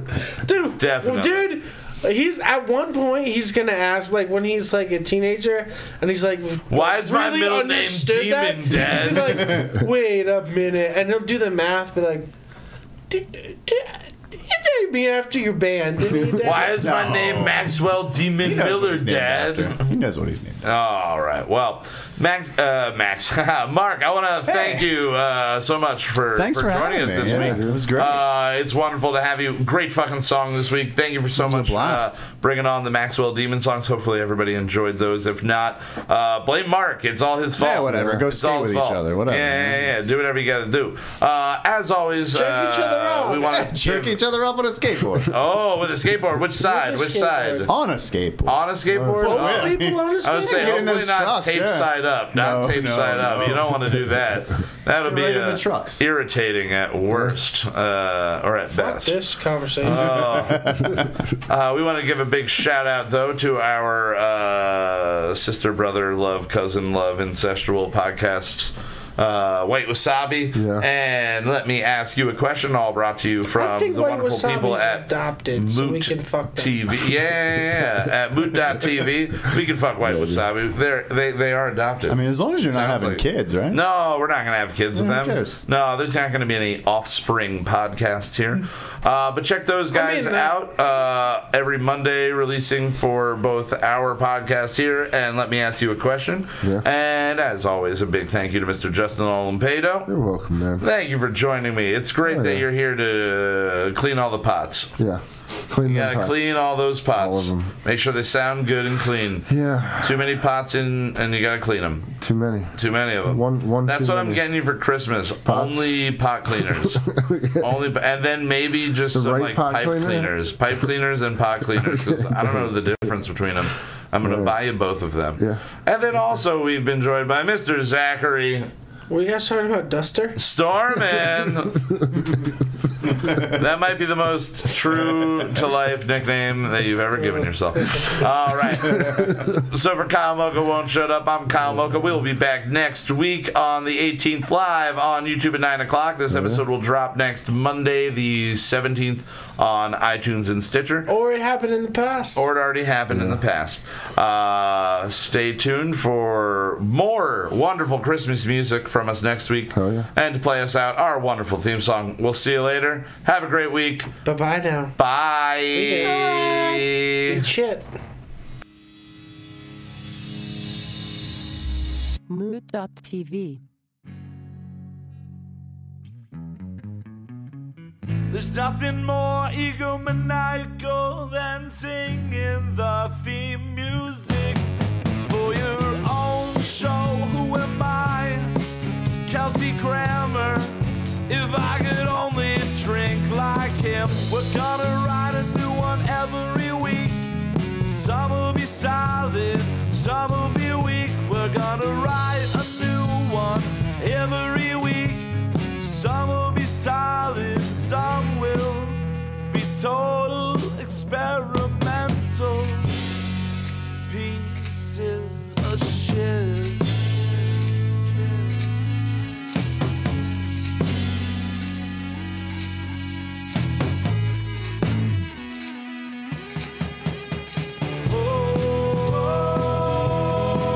We're not over yet. Now we are.